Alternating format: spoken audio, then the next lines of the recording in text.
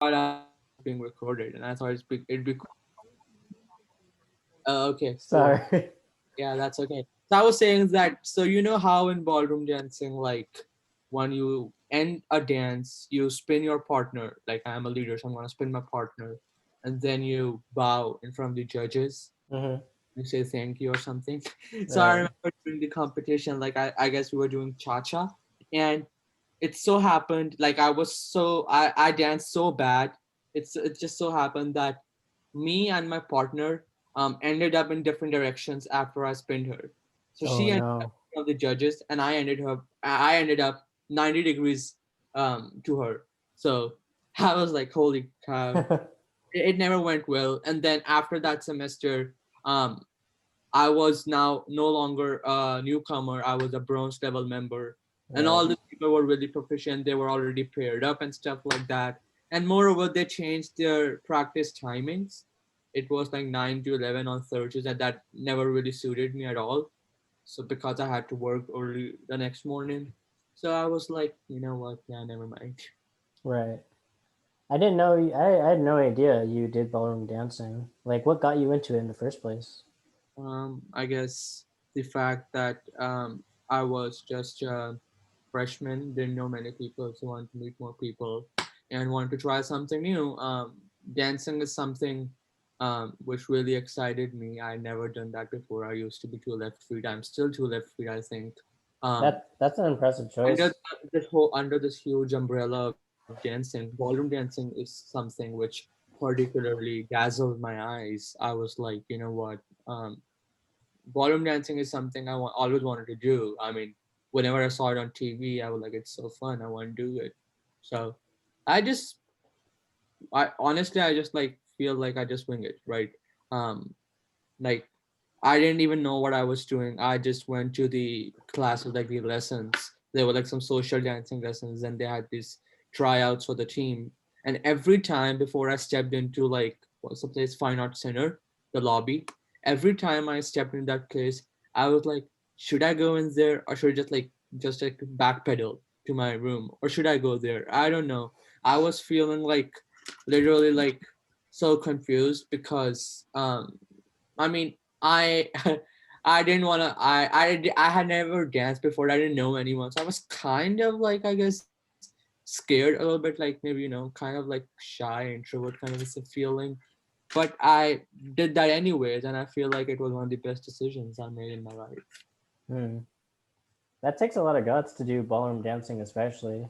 Like, Especially especially. when you do no dancing. Hey, Yeah. Go from no dancing experience to yeah. There's definitely that huge gap. yeah, and Because honestly, like I didn't. it's such a niche uh like activity, you know. Yeah, I mean, I didn't even feel like I'm gonna make it to the team. I just went for the tryouts, and somehow, um, I ended up being selected. I wound up being selected, and I was like, "What?" So, a few 2 or 3 hours after the tryouts, they released the results on Facebook, and I saw my name up there, and I was like, "Holy shit!" It's such a good feeling, especially like you Like, know like no experience, just come in and kick ass. Like you don't know anybody there, but it's like and then after that, they partnered us up, and then I had my partner. People had their partners. I was talking about Izzy; she had her own partner and stuff like that. Then mm, we have like practices for newcomers every week, and there was this competition where I blew it. But competition was kind of fun if I think about it. Um, yeah, I guess that was the only competition I ever participated in. It uh, was like fun, I think. Like again, like I said, if we remove the competitiveness element out of the equation, right? Just throw it out in the garbage. The competition itself was fun, but mm-hmm, then you have something called competition. It's called competition for a purpose, right? yeah, And I mean, even though it's not like I just didn't want to compete, I was just in a mood to just like just waltz in there and just do it for fun. I had that competitiveness, like I wanted to compete, but I am not a really great dancer, and my partner on the other hand was a really good dancer, and much to her parents' chagrin, we performed really bad. I'd say I performed really bad. Um, and then her parents, not in my face, but behind my back told her that don't dance with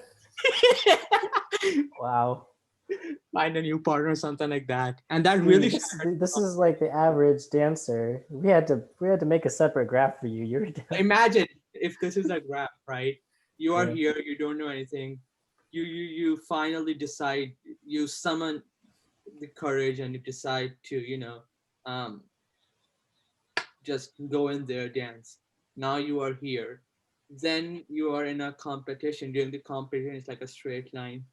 And then boom, it's down back there to zero where you started. They Uh, yeah, they destroy. I wonder how competitions like they either lift or destroy your confidence. competition I participated in wasn't like WPI. Have you ever been to WPI? No, I've never been there. It's a good school, I guess. It was a chilly day in March. Hmm. Not so chilly relatively, so I was not wearing anything, just a shirt. I was like, oh wow, it's like 50s or something. Hmm. Especially during the time when it's always in 30s. It was like 50s. I was like, oh wow, I was just wearing a shirt. And in the morning it was so fucking cold. It was really biting cold in the Yeah. morning. But then I just had to face that harsh cold weather from my doorstep to the car. That's it. And then when I got out of the car, from there up till the door of the room where we had to go, like the place where we had to go. Um, What's your favorite type of like ballroom dancing? And uh, do you like to lead or follow? yeah, I lead. I Okay. think I like West Coast swing a lot, even though it's not a competition dance. You can't compete in West Coast swing, but I like it a lot. And I like it a lot because every time there's a song. Do you know Love? Love. Lauv. How do you pronounce his name? Love. He Lauv. I don't know who that is. he's a singer. Have you heard that song? I like me better. I It goes, like. No, I like me better when I'm with you. no, I don't think so. I'm pretty Uh, so illiterate. bottom line is he's a singer, right? Got it. So this song by him, it's called I'm so tired of love songs. Hmm. And every time I listen to that song, it just somehow reminds me of the party I attended. There was this ballroom party back in in 2019 April. We attended that party and we were dancing, and I remember me and my partner we danced on that song. We did West Coast Swing. So every time if I listen to that song, that's the first picture that pops into my head that yes, I was dancing. I still have the video somewhere, I think, but it was a really bad dance. When I look at the video, you look at the coordination, the foot movement, and everything. It was really ugly, honestly. How did But it feel like in the moment though? Did you feel like you were it smooth? felt really good. In the moment, it felt really good. Like when Uh you were huh. dancing. I mean, even though I knew that I am dancing really bad, but when you're dancing, you're just moving your body along with the Uh flow of the huh. music. Um, it feels really good. Honestly, ballroom dancing is something I'd love to do all the time, as long as I'm not being, nobody is mounting this pressure on me that hey, you have to compete or you have to be good. If I'm Hmm. learning at my own pace without this competition falling on my head from all the directions, this pressure of competition, I mean, then I'm good. But if Yeah. you're gonna say that, hey, listen, you know what? You're gonna have to compete. You're gonna have to keep practicing. Just like literally, like in a way, like just like pressurize me completely. I wouldn't be able to do that. Um, Yeah. I find that with a lot of competition, some people find a lot of fuel in it, and other people like there's the opposite side where it's like it's completely deters them from continuing. Like I know people who love destroying like the other team or like the other I don't know school at like at something anything any contest and yeah I think I'm with you though where like just do it for the love of the art. Um, yeah, yeah. you ever I mean, seen like a to be competitive. It's good to be competitive, but I'm not at that stage yet. Hmm. So I love to compete at some point in future when I feel that I can compete. When I know that I'm not ready for competition and I'm just doing it for fun, and you're gonna come to me and say that, hey, listen, my parents asked me not to dance with you. I mean, when I look back, like in hindsight, um, I feel really stupid for acting that way. Like I like when I lost all my confidence, I was like moping around. I was like, oh my god, why the hell are your parents here like that? I mean, like you feel bad, right? Hmm. Your literally your confidence is literally destroyed. It's just annihilated, um, if I must say. And now you're like, oh my god, what the hell did I do wrong? I had so much of fun, but now they're saying I didn't dance well. My, you just feel all sort of things about yourself. Feel really crappy and shitty about yourself at that point in Right. that time. But now, if history were to repeat itself and somebody were to come to me and say that, hey, listen, you know what, my parents said this and this about me. Okay, cool. I don't have to be good at everything. That's totally fine by me. Yeah, that's how you feel now, right? That's how I feel now about anything, not just like dancing or anything. About anything. If you're gonna come to me and say that, hey, you're not good at this thing, you're gonna point it out. Okay, so Yeah. what? You don't have to be good at everything, right? Who cares? Would you I'm good at would what you I do. if you like if you gave yourself the shot to like jump back into I or did, I did. As a matter of fact, I did. oh, okay. Do The you know story that continues. Hawaii? Do you know that I was in Hawaii 2 weeks ago? Like, I don't know if No. you connected with me on any social platform or like anything.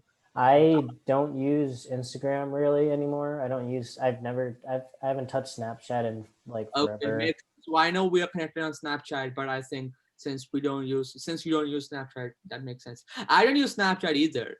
I use it only when I have to brag about something.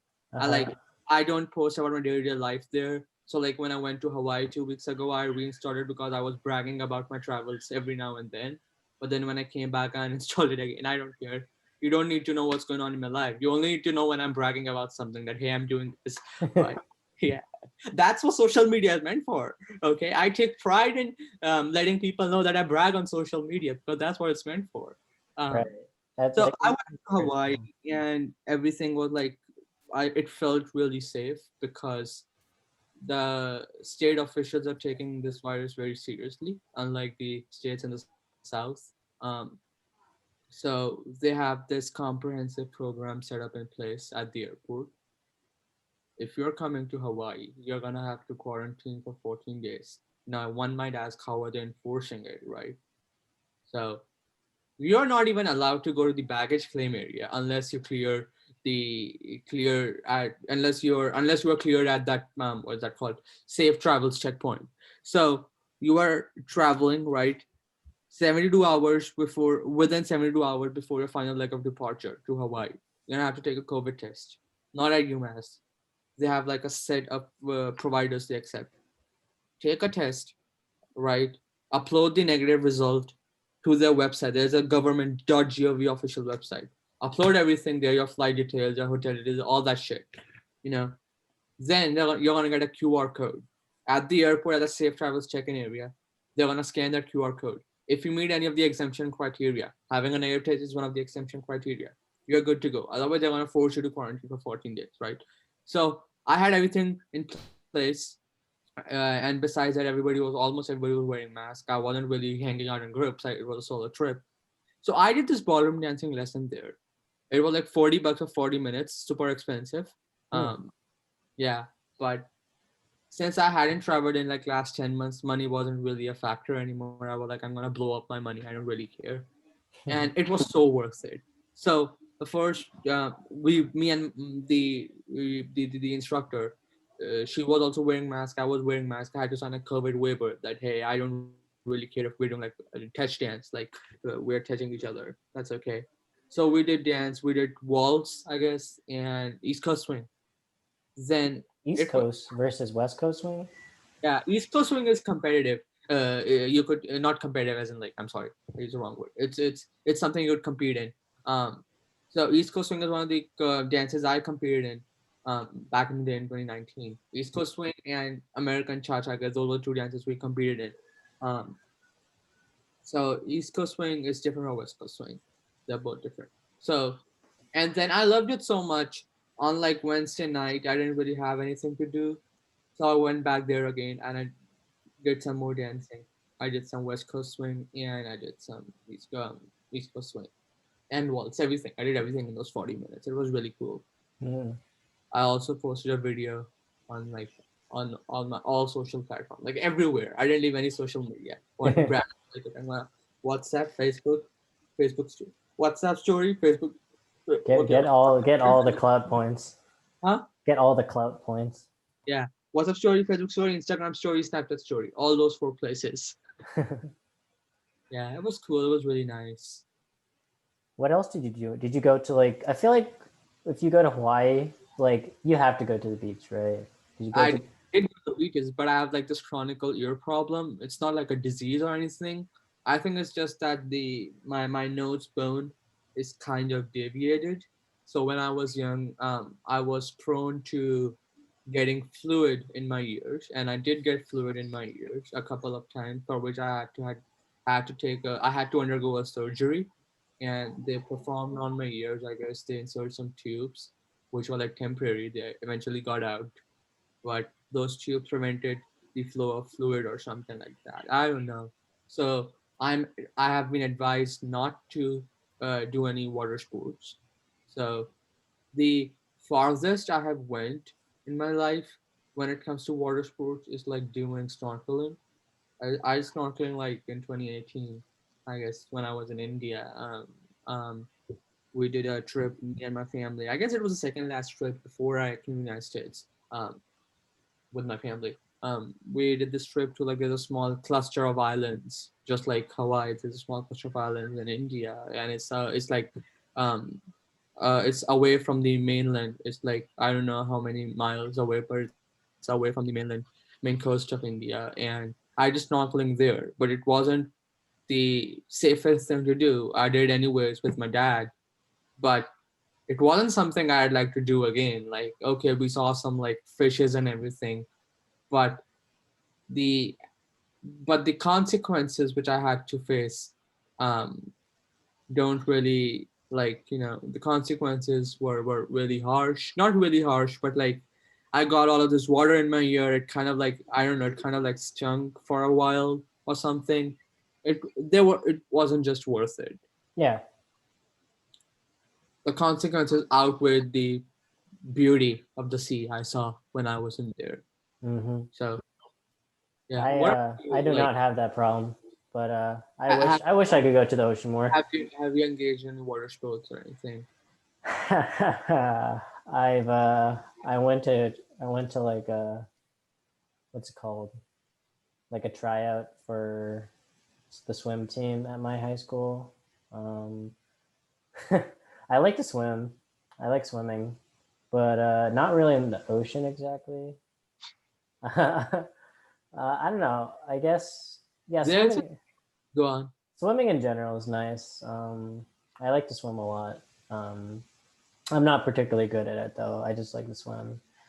I've never I like I have swum before, but like in the resort swimming pool when I was like little. yeah. But I've taken any swimming classes, or if I can't swim, I just can't swim. You ever been on a boat? I think so. I don't like boating or anything, but I've been on a boat definitely, 100%. Sometime. I've been on a boat once, and I've only been on a boat once in my life, but I've kind of fallen in love with like wanting to go on a boat again because I've never been on a boat like since middle school. Like I Uh-huh. just love the rocking of like some people get seasick, but I love the What kind of boat feeling. did you go on? Was it like I don't know. Was it like a canoe? Um, No, it was I don't know what you want to call it. It's like a sailing boat. sailing boat. Had So had did really you big have to row sails. the boat yourself? Did you have to row the boat yourself, or like? No, there was like a big triangle sail. Um, Okay, okay. So it just sailed itself by itself, yeah, yeah. Um, following the direction of wind or something like that. yeah, you could probably fit like Yeah. There- 30 people on there. Since we're on the subject, it just came to my mind. I was watching this video the other day. There's this YouTube channel called Riddle, Riddle with three D's. So not Riddle, but like Riddle. Hmm. The guy posts videos about like scientific videos about, for instance, what happened 1 minute after the dinosaurs went extinct, or what is there in the deepest levels in Jupiter, something like that. All of these videos. So there was this one video about evolution and like if we could evolve into something like fish and colonize the ocean life. Um, That'd so be there great. actually exists a tribe in the areas of like Philippines or something like that. I Could you don't know. repeat the YouTube channel again?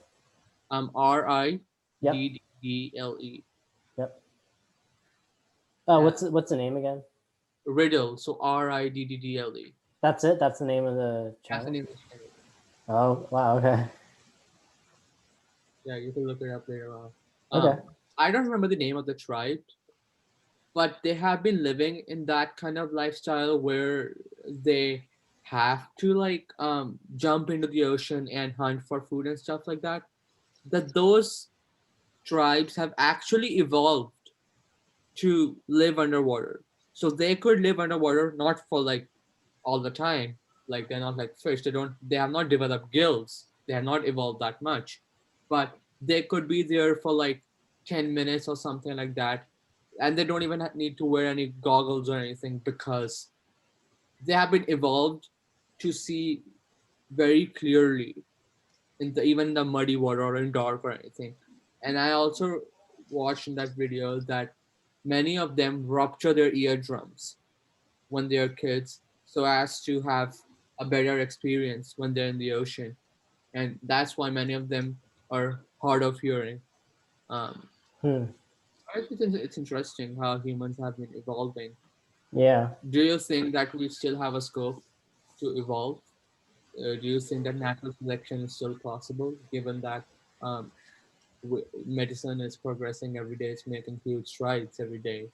And In like what direction? Like back into fish, or just any direction? I mean, I don't know if necessarily if we evolved from fish. There are some. I am of this. There's no proven. There's no evidence to prove for a fact that we came from fish, but I like to believe we came from Now, fish. you're right because there's one more scientist who claims that we actually came from fish. Okay. So you're not the only one, and I don't have any credible evidence to debunk this theory, and I don't even have time to research because why should I? Uh, I don't get off on disproving other people. I have barely Yeah.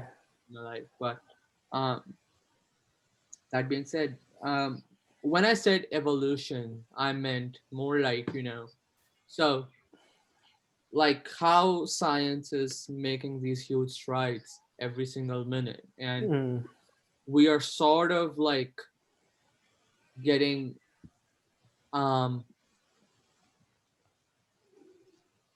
we are sort of like I don't know how to put it um we're like sort of like getting immune to like environmental diseases and stuff like that. Hmm. uh, and even if we do ensnare some disease from somewhere, um, medicine has the cure, right?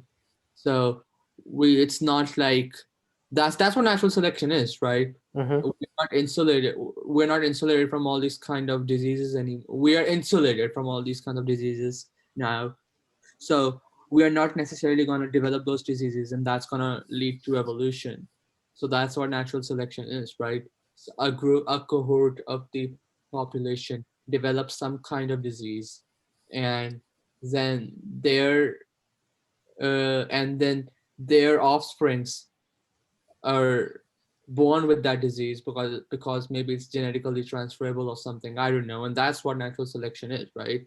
So I Mm. was asking you that do you think that natural selection is still possible given the success medicine is making every day, the field of medicine, I mean. Uh, I like that you brought up that question. It's very interesting because like you already said, we have so much medicine, and the thing that comes to mind for me is like genomics. Like we've been playing around with our DNA for the longest time, like PCR, like CRISPR stuff. Like how are we gonna like alter our Like genetic engineering. yeah, yeah, exactly. Like that whole thing is not that Do you like think that's field unethical? is not That's a slowing very down. interesting question. Do Huh? you think that that poses an interesting question? Do you think that meddling with nature, getting in the way of the universe, and um, playing around with these things like time, genetics, and everything, um, not letting the nature run its own course, do you think that's ethical?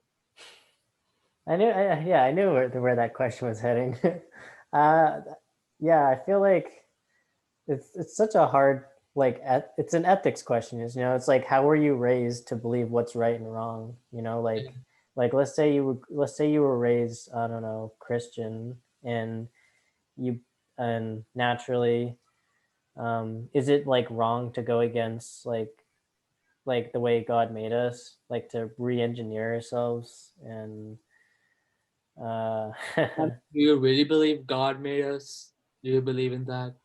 um it's in the air for me. I don't really have any strong allegiance to any religion Yeah, right same. now.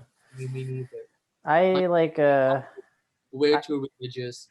My dad isn't, I guess. I mean, but he is still not gonna go out of his way to disprove anything. hmm, But he is not somebody who is really, passionate about visiting all these religious places of worship. mm-hmm, He can avoid it, he's gonna avoid it. And even if like um he's not a huge fan of all these places, let's just say that. Me, I'm one step ahead of him. I don't even care about all that stuff. I don't believe. I just like to think about this way, right? 65 up till 65 million years ago, we had dinosaurs. There was only one continent, Pangea, supercontinent, right? No artificial boundaries dividing the whole landmass into different countries and everything. No religion, nothing. There was no division. So religion is the, I guess, the essence of um, division. You could do as like anything which is not the identity of a person but is still used in today's society to identify people. I'd say it's the core essence of the division. So race doesn't really define a person. You and me, doesn't matter what color of our skin is, we're still humans. What matters is our core values, our personality, the principles we live on. But still people choose to divide us on the basis of race, right? mm-hmm, Blacks, Hispanics, Latinos, and stuff like that. right. So that's something which should not be used to identify someone, but is still used. So that's a basis of division. Similarly, I think religion is something which is used to divide people because it forms the identity of a person. You're gonna say, oh, he isn't, you know, espoused Christian, or he's a Hindu, he's a Muslim. Trump banned Muslims, right, from entering the United States. The most contentious abuse of power, but whatever. So I think I just like to think that all of this is just like so materialistic, and we shouldn't really focus on it when we meet people because this is something which did not exist before people. So how could this be possibly true? Mm, That's what I like to think. it's hard. It's our history is so very confusing. Like it's I don't know. Like I mean, you and me, we kind of grew up knowing that there are differences in the world to begin with. Right. Like I mean, maybe there was a time long time ago where no one like like social constructs weren't a thing, like religion and race. Like they didn't exist at I don't know, a caveman's times or whatever. Yeah. Um I I don't know what life would have been like or what changed during that, cuz like I feel like no matter what, like there's always going to be differences between people and people are going to find a reason to like pit one against the other. Yeah, people are gonna find a reason to, make sweeping generalizations and divide on the segregate people on the basis of those differences, even though they're like totally irrelevant. Um, like I think it just really needs an open mind to think that sex of a person, religion of a, there shouldn't be any religion to begin with. People shouldn't be stupid to believe in all that stuff. But okay, if they're gullible, that's that. I'm not calling any. I'm not calling anyone out. But whatever, religion doesn't matter if somebody is a Christian, somebody is a Hindu. They're still a person. They still have some values and a personality attached to them. That should be something you should be focusing on when you're meeting them, whether their views really align with your views or not. It Mm-hmm. shouldn't matter whether they're male or female. It shouldn't matter um, whether whether they drive a bus or they're CEO of a company. It shouldn't matter if they have $1,000 in their bank account or $10,000 in their bank account. Their skin of color shouldn't color of skin. I'm sorry, color of skin shouldn't matter. But people still find reasons to do all of that stuff. But those who are open-minded don't do that anymore. But you have all kinds of people around, man. It's Gonna say, probably super hard to break out of that mindset, even if it's like conscious, like even unconscious bias. Like, like just back to you and me, like we live in a world where, you know, these kind of biases are, I feel I wouldn't I don't know if I'd say the word brainwash, but it's kind of like ingrained to for us to think that this is like we live around social constructs all the day, like right, yeah, religion and uh, um, people who like, look better or smarter or like, I don't yeah, know, they have more money or whatever than us. And yeah. like I mean, if I threw you in the wild having money and having more money is still like if you're like literally attacking someone and insulting someone on the basis of how much money they have, that's different as opposed to deciding who you want to marry. Maybe let's talk about that, right? Based on how much money the person has, that's different, right? Everybody wants a secure future. So if somebody chooses not to marry someone because they don't have that kind of money, that's different. But if you're just insulting someone and I don't know, maybe even having discriminatory rules which disproportionately um, harm those who don't have money, then that's something to consider. To think. I feel like either way is pretty like um like if I didn't want to marry someone because they didn't have the enough amount of money, or whether I made fun of someone who didn't have like the amount of money that I did, I feel like either way, like there's some kind of bias, like I mean, here's what I like to think: when you're making fun of someone, you don't know anything about them. You're just making fun of them because you don't have the money, right? yeah. But when it comes to marrying someone, you are marrying someone for your life, right? Mm-hmm. Obviously, divorcing, but let's just be realistic, right? You're marrying you're marrying someone for life. You wanna be sure whether you'll be able to feed your children if you have them, whether you're gonna have a roof under your head and stuff. You gotta think about all these things. So it's okay to think whether that person is financially stable or not. But if you're gonna be like a gold digger and be like, "Oh, I want to marry somebody who's the richest or something like that just for their money," then obviously that's again a bias. Then that's not bias. That's just being a jerk. That's not even. Well, I feel like I feel like either scenario, whether you're a gold digger or whether you're being realistic about like feeding your kids and stuff, I feel like either way, it kind of sheds light on what you find important in life. Right. Like you like I mean, both it's not even like. scenarios, I you mean, okay. value Hey, here's the money. thing, right? One could say that, hey, just eliminate the concept of money from the equation, right? If you need Yeah. something, you could get something, right? why Uh-huh. why why do we have this concept of money, right? You are Right. exchanging goods, you should be able to exchange goods. And if that's the case, um then I guess imagine, like, hypothetically, like a really stupid thing to imagine, but like imagine if there was no concept of money, okay, no concept of bordering, right? So if I am selling an iPhone, you just need to sign something and you can get an iPhone, right? And if I need food, I could go to a store and get food. So like nobody needs money, right? Nobody needs money. Then there won't be that bias to begin with. then you won't even think that okay, this is how much money, because money is not required. You are doing things for fun. Um, I I I I don't know. I want a car. I can go into walk in the showroom, get a car. The person whom I'm getting the car, he can further go to a go to Bloomingdale's, get some nice clothes for him. He doesn't have to pay anything because money doesn't exist, right? Hmm. So you could talk about that if you want to talk about that. But I just like to think that um, making fun of somebody because they aren't that well off is such a crappy and mean thing to do.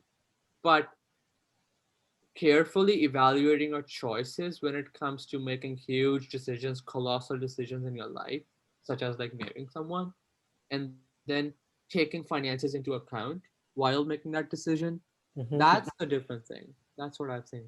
Hmm. Yeah, I like that you brought up this analogy, and also for making that distinction. Because I think I agree with you that like I don't know, I'm still like hinged on like I know they're different. I definitely agree with you, they're different, but Right. like there's also something like rooted in like the concept of like wanting stuff. Like I don't know. I can't even put it into words honestly. Like Maybe let's transition into a different topic. no. I find this interesting though. I Somewhat of ethics and philosophy.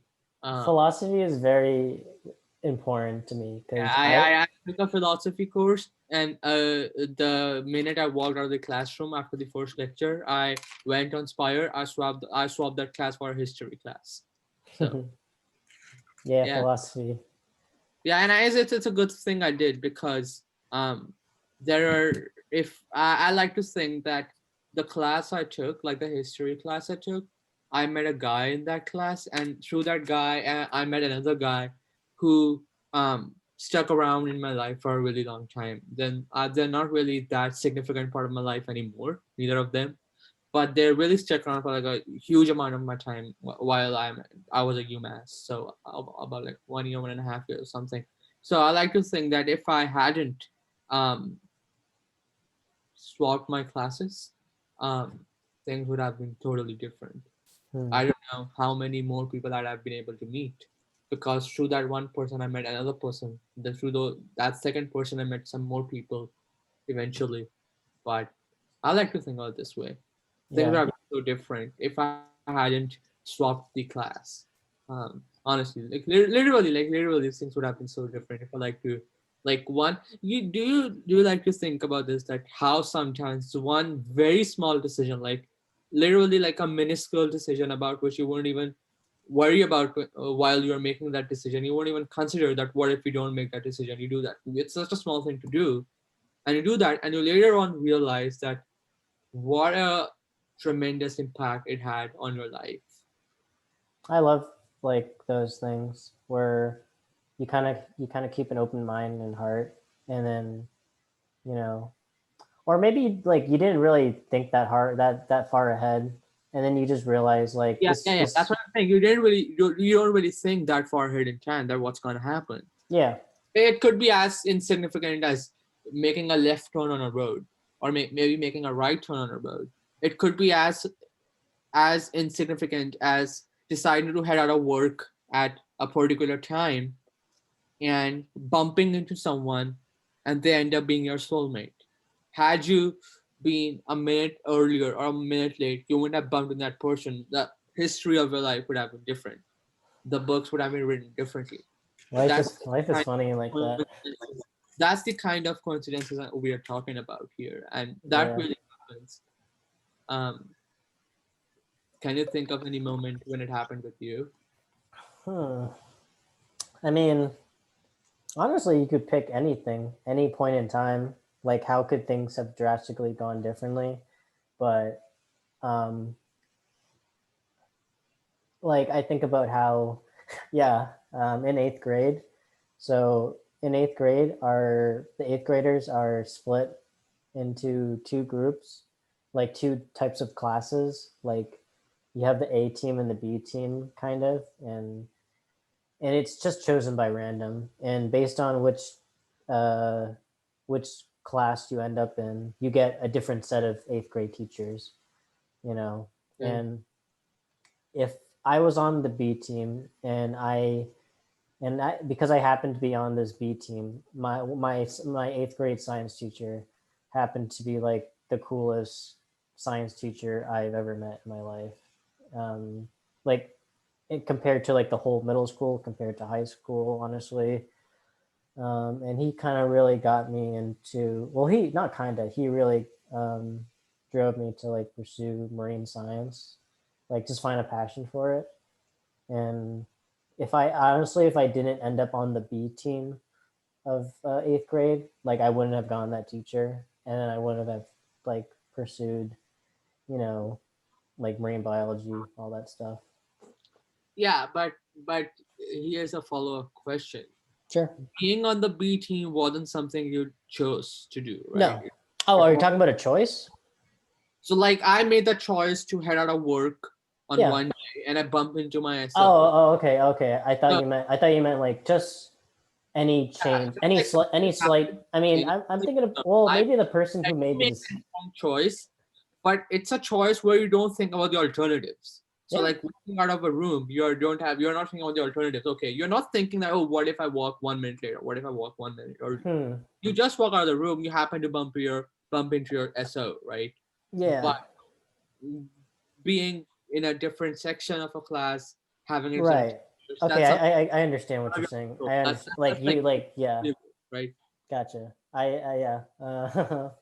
Man, I can't think of one right now, but I know exactly what you mean. Just like you Yeah. decide to get out of bed a minute earlier and you happen to bump into like your new boss, Like I something swapped like that. my class, which was a very insignificant decision for me. I just didn't like. I hated that philosophy class. The prof was a jerk.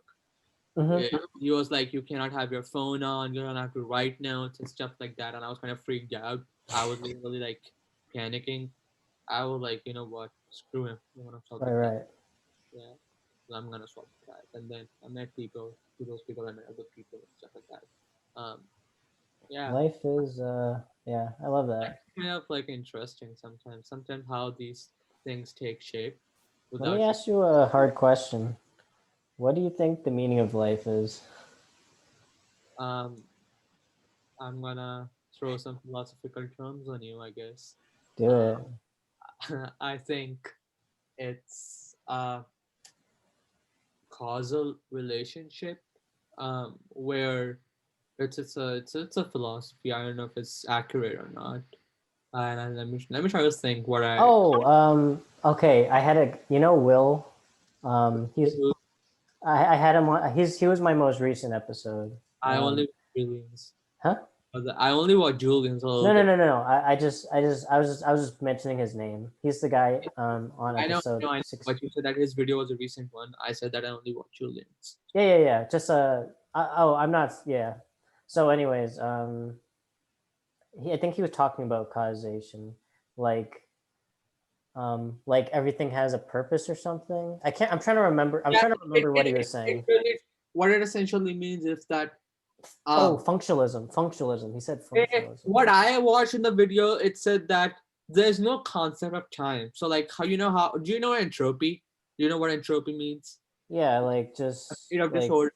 So like we're always moving towards disorder and chaos. So like if you break an egg, you cannot make it back up like to a raw egg.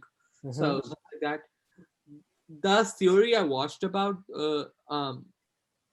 that completely disproves the concept of entropy and time and everything.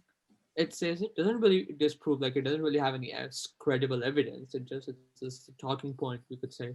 Um, it said that time doesn't really exist, future doesn't really exist, and past to present is a causal relationship. So like something causes another thing, and that's like an arrow. And we live in this like space, like four dimensions. I don't know what was exactly that, but it was something like so. Um, I don't even know how to put it in words. It was so like mind-boggling stuff, and so complicated.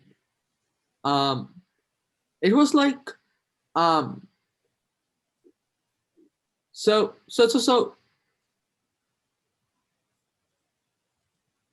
You know what? Never mind. No matter how So hard I try to, causation like, seems very no matter difficult. how hard I try to make sense of it, I just can't for some reason. Uh It was like you have 2 points in space, huh. like, and it's not like you are moving along those points because that already exists.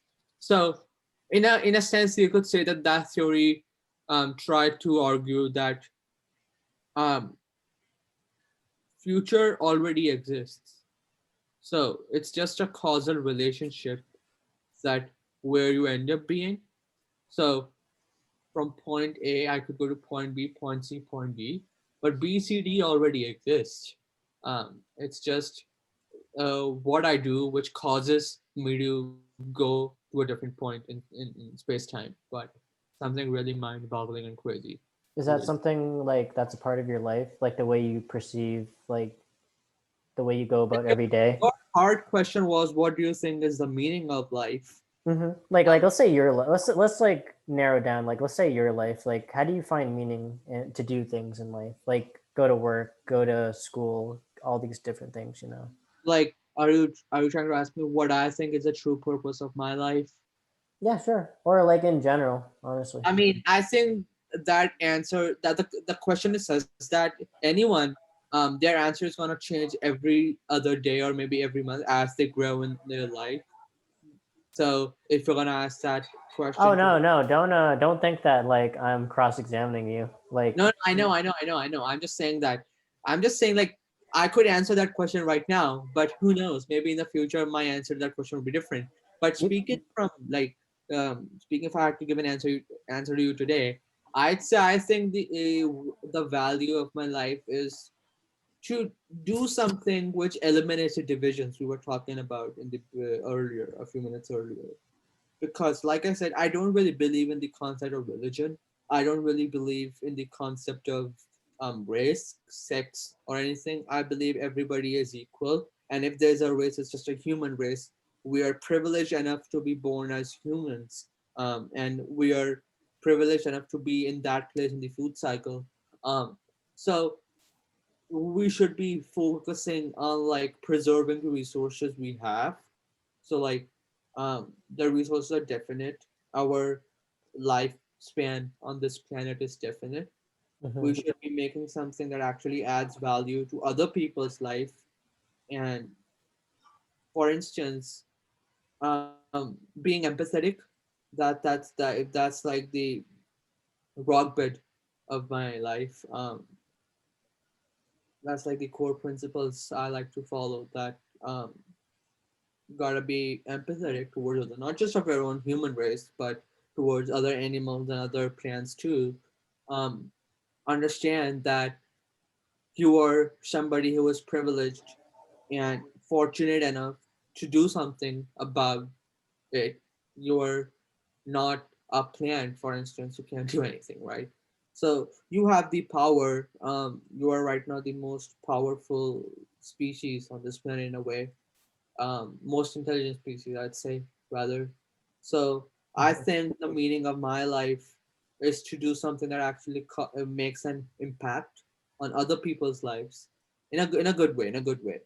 So like like I honestly, I guess we were gonna come to that topic eventually, but during the summer, next summer, I'm planning to do some volunteering, maybe work with some animal rescue societies or something like that, because I really like to like just like play with animals, I'd say. Like I sometimes feel like um I don't know how to put it, but I just feel like we should be doing whatever we could do to protect the ones who are not us, who are always at this threat from humans. And just be like, and forget about that. It's just that, and if I had to wrap it up in like one or two words, mhm, I'd say don't be a jerk and be empathetic. That's the motto of my life. mhm. Be a good person to begin with, and don't really um, make sweeping generalizations about people. Don't be a bigot. Have an open mind. That's what I'd say. What Hmm. about you? Um. Well, let me just say, I really like. I really like your general core principles. Like, just don't be an asshole and be empathetic. Like, Yeah, just appreciate that yeah, appreciative. we have so much, and we have so much to give back as well. Yeah, And I think a lot of that overlaps in how I view life as well. Like, what do I believe? Um, I believe in like whatever cards you're dealt with in life, whatever hand you're dealt with, you know, whether you grew up in a poor family or like a very privileged one, like depending on how lucky you are in life, like like a lot of like kind of like how you said how privileged we are, like a lot of what we have in life is based on like because of the people around us and just where we are at the right place and time. Like just being born in America is such a privilege yeah. compared to being born like I don't know. A lot of Karens. Huh? Honestly, we have a lot of Karens in America Yeah. who really feel so much self entitled simply because, to put it very bluntly, they were expelled from their mother's vagina in this country. Um, so I just feel that that's ridiculous. Um, What was ridiculous? huh? I didn't think I heard. What was ridiculous? I said that, to put it bluntly, we have like a lot of like, do you know what a Karen is? Oh, like a Karen person, like a mom Karen. No, no, Karen, as in like, I don't know if that's a word we commonly use. I just wrote in Quora. So when we say Carrion, like a dead body. Karen, um, Kar. No. Karen. So Karen is basically used to describe someone who has too much sense of entitlement, more Oh, than yeah, yeah. they should having. So like somebody who is just, to put it very bluntly, okay, somebody who was just ejected out of their mother's vagina in this country, and they feel like they should be the one getting the job. Oh, mommy, I should get the job because I was born here. That's sense of like being too entitled, and I hate that. I hate that in anyone, not just United States, not just like Europe. Anyone who is gonna be like, you know what, I should get the job because I was born here. It's my birthright to have a job, whether I'm skilled or not. Um, that's just outright ridiculous, and I believe that those people are the ones who should be ostracized, literally. um they deserve, there's somebody who deserve to be ostracized by the society, because I am like an international student here, right? I have had my own share of friends, and I have seen other people too who are citizens of the country and they have a job. They are not whining about immigrants stealing their jobs to put in to, to, to put in their words. I don't know about ostracized, but I feel like karma is a thing. Like what you do in life. Come back If you're to, being an asshole, then nobody wants to be around you, and naturally you're gonna yeah, yeah, yeah. like not get the opportunities you want. Like you're kind of isolating. You're kind of self isolating yourself. Yeah, No one's you're push. kind of self ostracizing yourself. Yeah, yeah. Not like other people are ostracizing you. Yeah. Hmm. Yeah, yeah. Um, Honestly, yeah.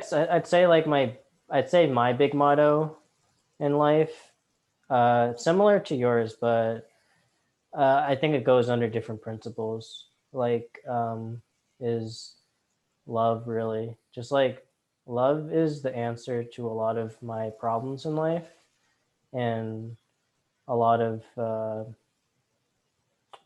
Learn to love everything, like yeah, embrace everything with open arms. everything. Like whether like when you love something, you don't really see good and bad anymore. Like you appreciate everything about a person, Yeah, or you appreciate everything about your career. Like whether you're at a high point or a low point in your career, or maybe it's maybe like this like on the outside, someone would be thinking that this relationship with this person is going really bad, but to you, like you love everything about them really, and right. you make it work. You know. I mean, if we could focus on the good part of the people and sort of like, overlook their bad part. Um, I don't know about overlook. I like to I in mean, I don't really mean like in a literal sense overlook. I mean, obviously, depends. I mean, like what kind of relationship do you have with that person? If they're a stranger, you don't even know them, you never met them in your life. They're like miles apart from you. They're a public, let's say they're a public figure, right? And you are just criticizing them unnecessarily. At that point, I'd say just if you could overlook that and look at what he has accomplished. For example, let's transition into this interesting topic I had in mind. Mark Zuckerberg, right?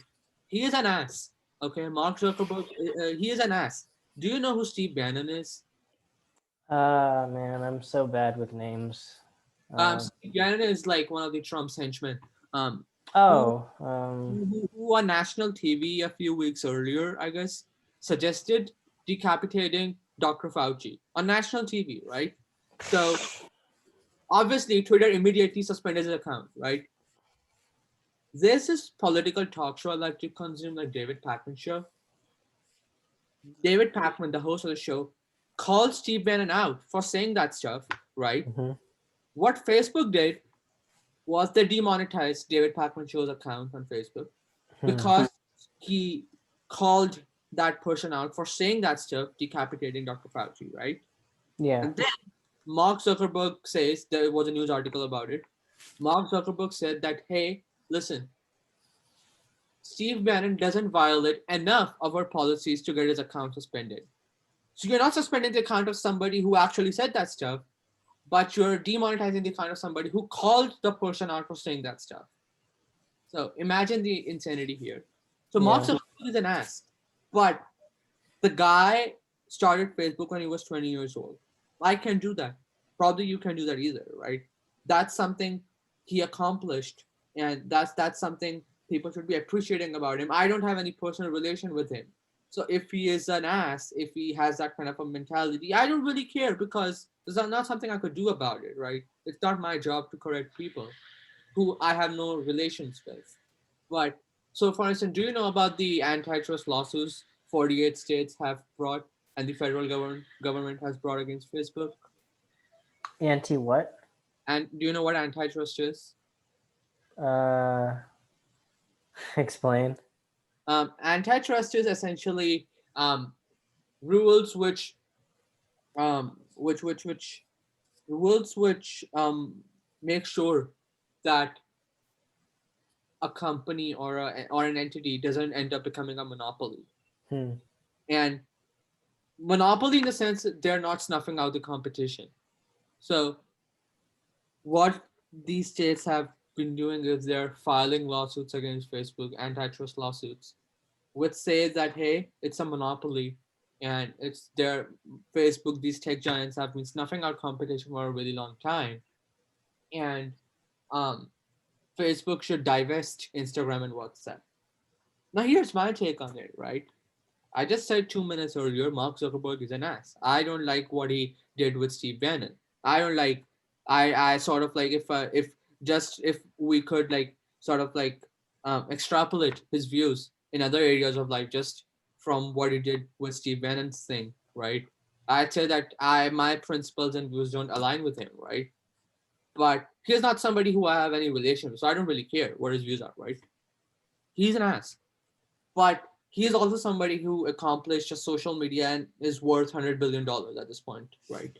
Hmm. So I can't be him, right? So something which I should appreciate about him rather than having this negative energy around me that he's an ass, saying that all the time. I'd rather say that he's a great person, right? Um, I'm overlooking his negative side of personality. Hmm. But you are asking him to divest Instagram and WhatsApp. You are the one who approved those acquisitions in the first place. That's not snuffing out competition. If I own Facebook and you come out with Instagram and you say we negotiate a deal, you sell me Instagram for $1 billion. That's a sale. That's literally a sale. It takes two to tango. I didn't rob you of Instagram and establish a monopoly and I didn't move one step closer to becoming a king of social media, right? You willingly sold me Instagram and the government approved it. Now a few years later, you come back to me and say that hey, listen, you gotta divest Instagram. What kind of nonsense is that? Especially when you understand that their motivations, the government's motivation at this point in time, are literally not driven by any concern for innovation or anything. They're not really caring about monopoly. It's literally dirty politics. That's what I think. Mm. What do you think? Too much power. Yeah. I it is really nerve wracking when um like an entity like Facebook has so much. They have they can control like what ads show up or what you know. I mean, they could. And Zuckerberg should be held accountable, right? But going after him because he censored right wing voices or something like that, and harassing him to divest Instagram and WhatsApp, filing lawsuits What was against that him, word you? What was that word you said? Diversing, divesting, divesting. divesting, like selling off Instagram and WhatsApp. That's just ridiculous, and like it's just like infuriating, I think. Like you approve to if you could somehow prove that he is threatening the competitors to sell him the Mm-hmm. stuff and something like that, Yeah. that's okay. And maybe you could prevent, even preclude Facebook from doing any further acquisitions. But asking Facebook to divest the acquisitions they legally did, and you approved those acquisitions. It's just unreasonable, I think. Mm. Just Like kind of I agree with all that monopoly shit that yes, Facebook is becoming a monopoly and stuff like that. And to an extent, also agree with the fact that they're snuffing out competition. But Instagram and WhatsApp is not an example of snuffing out competition. In my dictionary, snuffing out competition is when you're threatening competitors and not allowing them to grow, not giving them room to grow. If Instagram's owner willingly decided to sell Instagram to Facebook for $1 billion, how was it Zuckerberg's fault? He offered you the money, you took the bait. If you really want innovation, if you wanted to prevent Facebook from becoming a monopoly, don't sell Facebook to don't sell Instagram to Facebook, right? mm-hmm. You did that you did that willingly. You knew everything, what you're doing, what you're getting into, right? Right. So the government can't really claim that. But if they can prove that yes, Zuckerberg is threatening competitors and he is sort of like impeding them from growing, then it's something to worry about, and they can probably prove. I do think that Zuckerberg and Facebook does that. It's getting very close to becoming a monopoly. Yeah, hell, it's a monopoly. I think it does that. You think I don't, Instagram got coerced? huh? You think Instagram maybe got coerced into like divesting into Facebook, making a deal with Facebook? I don't know. I did read an article today morning which said that Facebook, Instagram's owner was asked a question that um, um, Instagram's owner was asked a question that something like I don't know, but Instagram's owner said that when before the acquisition was made in 2012 or whenever, Instagram's owner and founder, he said that um, I don't really know if I have a choice but to sell Instagram to Facebook because I don't know what kind of destruction mode Zuckerberg will go into if I say no. Um, but that's a speculation. He is That's scary. Like, you. oh, I don't know what he's gonna do to me, so I'm just gonna give it to him. Yeah. So, but it's not threatening in a way if you really think about it.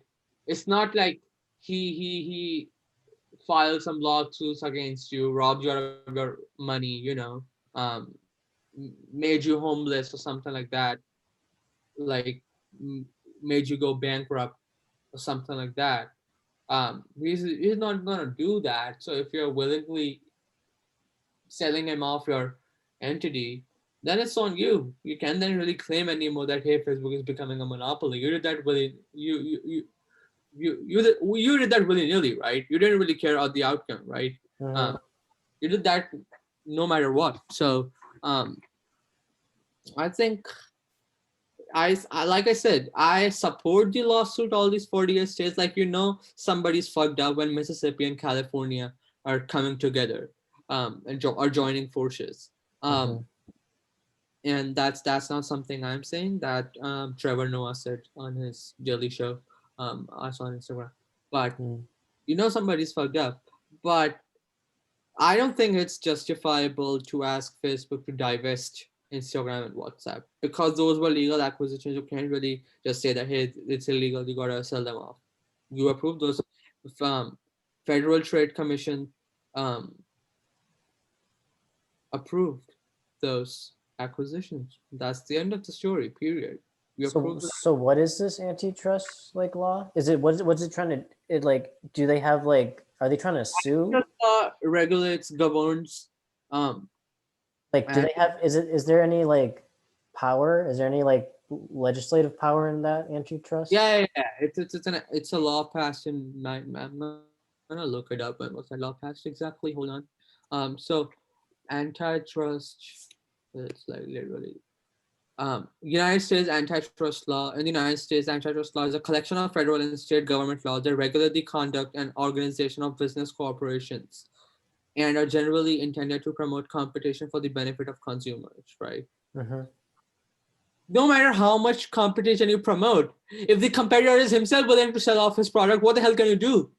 You can't be like, oh, you gotta retain your own company because we want competition. That's not how it works. If I end up making a company and I decide to sell it to Zuckerberg, who the hell are you to tell me to not do that? Who? And it's funny because So does they this had antitrust law do anything? Like is it like that's exactly what the basis of these lawsuits is. That Facebook is becoming a monopoly, snuffing out competition. But what kind of competition are you talking about if the other competitors are willing to sell their products to Zuckerberg? right, That's what right. one is. Yeah, yeah. If Facebook is threatening other competitors to not grow and forcing them and then just like shutting them down by cheap tactics, by all of that stuff, um, then that's something you could talk about in the lawsuit. But asking them to divest Instagram and Facebook is just outright ridiculous. Hmm. Yeah, I'm honestly not sure what to make of all this because it's like, I mean, if hey, if any company is using devious means to snuff out competition, that's different. But if a company is just snuffing out competition by buying the competitors, which is a two-way street, the competitor is also willing to sell off their product, then that's not a violation of antitrust law. I think if I mhm. were to like, develop a company and then Zuckerberg saying that it's a threat to his own company, and he comes to me, walks into my office, and said that, "Hey, Ishan, do you want to sell off your company for $1 billion?" Now I don't care about Facebook being a monopoly. I personally don't care. I'm greedy. I like the money. I'm saying, okay, yeah, sure, go ahead. Um, and then Zuckerberg buys my company from me. I make billions of dollars. Fuck the government. I don't care about the antitrust laws. I don't care about competition. I'm getting $1 billion. If that's kind of thing which is happening, antitrust law is not something which could be used here, right? But on the other hand, let's say I made a company, I decide to grow that company and evolve that company, and then Zuckerberg comes to me, gun to my head, says me that, hey, you gotta sell me this company, or and threatens me to destroy my life, um, file some lawsuits against me, then make me bankrupt or something like that. And that's something which could be that's something where you could talk about the antitrust laws. Hmm. That's a difference. There's a difference, right? I'm so out of touch with like the whole like the whole like companies and government relationship scene like because it seems very nuanced like politics and like capitalism like our economy is very much like intertwined like Yeah. and like you even look at I don't know the elections and like I don't know a lot of campaigns like Facebook and and like Google kind of fuel these campaigns like financially and I don't know just words like lobbying and like Yeah, when you said all that these just lobbying like against change. yeah the whole When you scene of just like under the table stuff going on in politics and like between companies and the government it's very do like government, do you think that there should be any governmental bureaucracy when it comes to employment? In other employment words, let me put it in simple words. do you feel that government should be really regulating, like to an extent you should have some laws at who you could hire if they're not a citizen and stuff like that, but beyond that, do you think they should make the process really a pain in the ass for the employers to hire somebody who's not a citizen?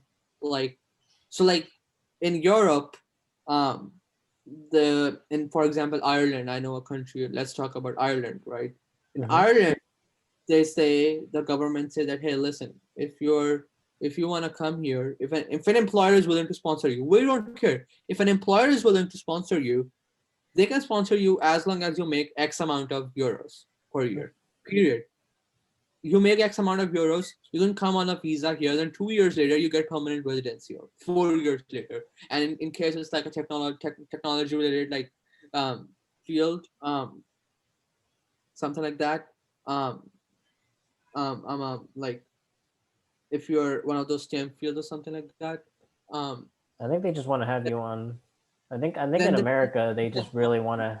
Sorry, go ahead. then the is so if it's one of the fields which is really like I don't know what's the word for that, you know what, never mind. But if it's like one of the STEM fields, um then you can get a visa for 2 years as long as you're being paid a minimum amount, and Mm-hmm. then 2 years later you become a permanent resident. Another story, right? That's how much regulation government has over any employer. You want to hire somebody who is not a Ireland citizen, sure, go ahead, but you're gonna have to make sure you pay them X amount of euros, and that's it. In US, they make you jump through all the hoops. They have these really tight caps. The demand is a lot more and everything like that. So they do a lottery who gets the work visa and something like that. Um, they make the employers jump through all these hoops. A lot of money is involved. A lot of cost overheads for even an employer if they want to sponsor somebody for a green card, that's just stuff like that. So, do you think? Do you have a U.S. citizenship? Huh? Do you have a U.S. citizenship? No, I don't have a U.S. citizenship. Okay. You're yeah. What was that like for you? Like finding work in America and I mean, just I'm like. a student. I'm a student, so there's the same process I'm gonna have to go through too if I want to be in this country. But I don't know what the future holds for me. Um, Mm-hmm. Probably since it's gonna go to YouTube, I'm not gonna reveal my plans here. But um, yeah, I mean, the question is, I forget about me as an individual. Like you have two countries, country A where the government makes the employer jump through all the hoops, extracts a lot of money from you in the name of immigration, and even then nothing is certain. And there's country B where the government says that, hey, listen, if the employer is willing to sponsor you, we don't care. Come here, um, as long as you're getting paid a minimum amount, you're gonna have to stick with that employer for 2 years, and after that you can apply for an open work permit, which is like a permanent residency, um, and that's it. And then you have a straight path to citizenship. Mm-hmm. So what is What do I that's make? What do I make of that? socialistic? That's like socialistic countries. This Yeah. capitalistic. So there's difference. But what do you think? What do I think? Oh man, you kind of laid it out like there's there's only one answer. I mean, yeah, the Ireland one sounds pretty nice. I honestly am like I'm not very literate in economics and like what's the best interest for the economy and like I don't know why like they're set up differently in the first place. Like I get there's a difference like for a reason, but I don't know why it is. Like if it Yeah, I know we just came back to me. It's called the critical skills visa. The critical skills visa. If you have those critical skills, you can apply for a. Your employer can sponsor you for a critical skills visa in Ireland. hmm, It's like a 2 years visa. You're gonna have to stick with that employer for 2 years. hmm, You can change the employer, but there's more process involved where you can't just work for any employer. You're gonna have to apply for an amendment and stuff like that. And then after 2 years, you can apply for an open work permit and a permanent residency, which gives you the right to live and work in the our country in Ireland indefinitely. And hmm, then 5 years or maybe 3 years from that point, you can apply for citizenship. So hmm, it's as straightforward as that. yeah. Um, In an ideal world, like doesn't really matter what country you're from, you should be able to work like wherever Uh, you want, right? right. I mean that, but that's why we have governments and immigration laws. That's okay. Yeah, if a country already has enough farmers, you don't want farmers coming from other country. Otherwise, if 7 billion people, um, you know, assimilated in like literally one piece of land, then how are you gonna? How is that even gonna work? Like Hmm. that's stupid, right? I But heard that. I heard that different governments. You know CGP Grey. what is that? It's this YouTube channel. They had like an interesting uh a video about how like different governments are formed, like based on the resources of the land that kind of ultimately builds the government itself. Like if you're a country that is very oil based, like your country's land has so much oil, then a lot of the efforts are going to be put towards like labor or something. uh, I'm generalizing very much right now, but like let's say in America where there aren't any particular like big booming resources, then it's like, you know, venture capitalism, like that's kind of the go-to, like coming up with different things for people to buy, um, and just like getting resources from different places here, um, Right. like having a king versus having a like monopoly or something like that, you know what I mean? Like Yeah, some I mean, things like, fit better. it's okay to have laws that regulate the immigration in your country. Hmm. There are two things when it comes to America. Number one, America is not realistic. In a country of 3 million, having only 140,000 um, work based green cards and pitting immigrants against each other, because you also have country caps, you're discriminating on the basis of where they're born. Hmm. That's a law. I'm not going to get too much into it. I'm not going to go off on a tangent, but that's a law they're trying to change. There's a bill which probably is going to be signed into law very soon, which is going to remove those country caps. But it's so divisive because you're pitting immigrants against each other, immigrants from large countries with large populations versus the ones who were actually benefiting from the country caps because they used to get their green cards in 1 year at the expense of others who have to wait for 100 years because there's a Hmm. country cap, a country with a large population and stuff like that, right? So Yeah. all of that stuff is stupid. So that's not realistic. And 100 and the number 140,000 dates back to the 90s. Ever since then, the population has grown so much. Um, the economy has grown so much. There are more people who are willing to come here. There's more demand, but you're not gonna change the numbers. That's not being realistic, and it's hypocritical because this is a country whose very basis of origin is killing the natives and conquering the land. Hmm. Do you understand the hypocrisy here? Um, Like we're like preventing people's freedoms from like being able to work where they want, but at the same I time mean, like, hey, it's. we're I believe that hey, it's the U.S. government. It's their choice what they want to do. But I'm just saying they're not being realistic about it. Like, I mean, two things to talk about here. Number one, the hypocrisy. Number two, whether they're being realistic or not. Right? Let's start with number two first. Um, they're not being realistic because you have like this at least 50% of the population who is so xenophobic. They think that they're entitled to a job because they were born here, and every other person is stealing the job, hmm. which is not so true because if the workforce is 150 million and you have only 140,000 people coming in here every year on a work-based green card, and then you know that jobs is not a zero-sum game. It's not like there's a limited number of jobs. If you have more people coming in here, more people starting their own companies, more people employing other people, there's no definite number you could put on number of jobs in the country, right? So there's that, right? And you said that number in 90s when it made sense. Now the demand is a lot more. You're not willing to change the number. So you're pitting immigrants against each other. That Okay. who gets if there are like 10 spots available and 100 people want to come in, all those 100 people are fighting against each other and you're okay with that, but you can't raise the number of spots to from 10 to 1,000 or 10 to 100. That's the point, right? Number You're two is saying you're hypocrisy. saying they can though, right? They can raise the number of spots. They are not doing. They can. The Congress can raise the numbers. They're not doing it. Okay, Yeah, the Republicans don't want to do that. That's what I was saying. But gotcha. um, the second thing is that hypocrisy. This is a country. If I'm pretty sure you know that. Um, what is the history of this country, right? Um, Slavery.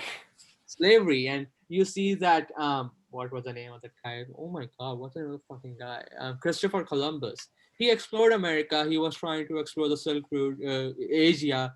The Silk trade route was banned. Some king kind of thing. Some king did that. Whatever, I don't know. Some due to some tax restrictions, something like that. I don't know. So he was exploring, wanted to explore Asia, and he was going sailing through America. He found America. He realized there's a lot of potential in this country. He then he got rich. He made Spain rich. Other countries got, other European nations got jealous. They started conquering America. They guys displaced the natives, killed them, and there's slavery and everything.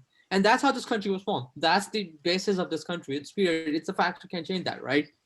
So Hmm. now you did that. You're preventing other people from coming here. You stole the land, and then it's your country, okay? You have all rights to regulate the numbers. But if you're going to be hypocritical and be like, hey, I'm not talking about the government here. I'm talking about these 50% of the population who act like Karens of the world and be like, um, it's my country. I should get a job first.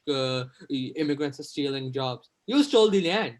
If immigrants are stealing the jobs, you stole the land in the first place. So what the hell? Yeah. I'm talking about the xenophobes. I'm targeting the xenophobes here. I'm Right. not talking about the government. I don't really. I mean, I care. I do want, because I do believe that if there is a numbers, the economy is gonna prosper even more because everything is tight. Think about it this way: if they make it easier for employers to hire people on immigrant-based visas and stuff like that, more international students are gonna be willing to come here. They're gonna pour more money into the U.S. economy, right? That's how international education works, right? And that's how universities work. More people are gonna be willing to come here. They're gonna create more jobs. Like I said, jobs is not a zero-sum game.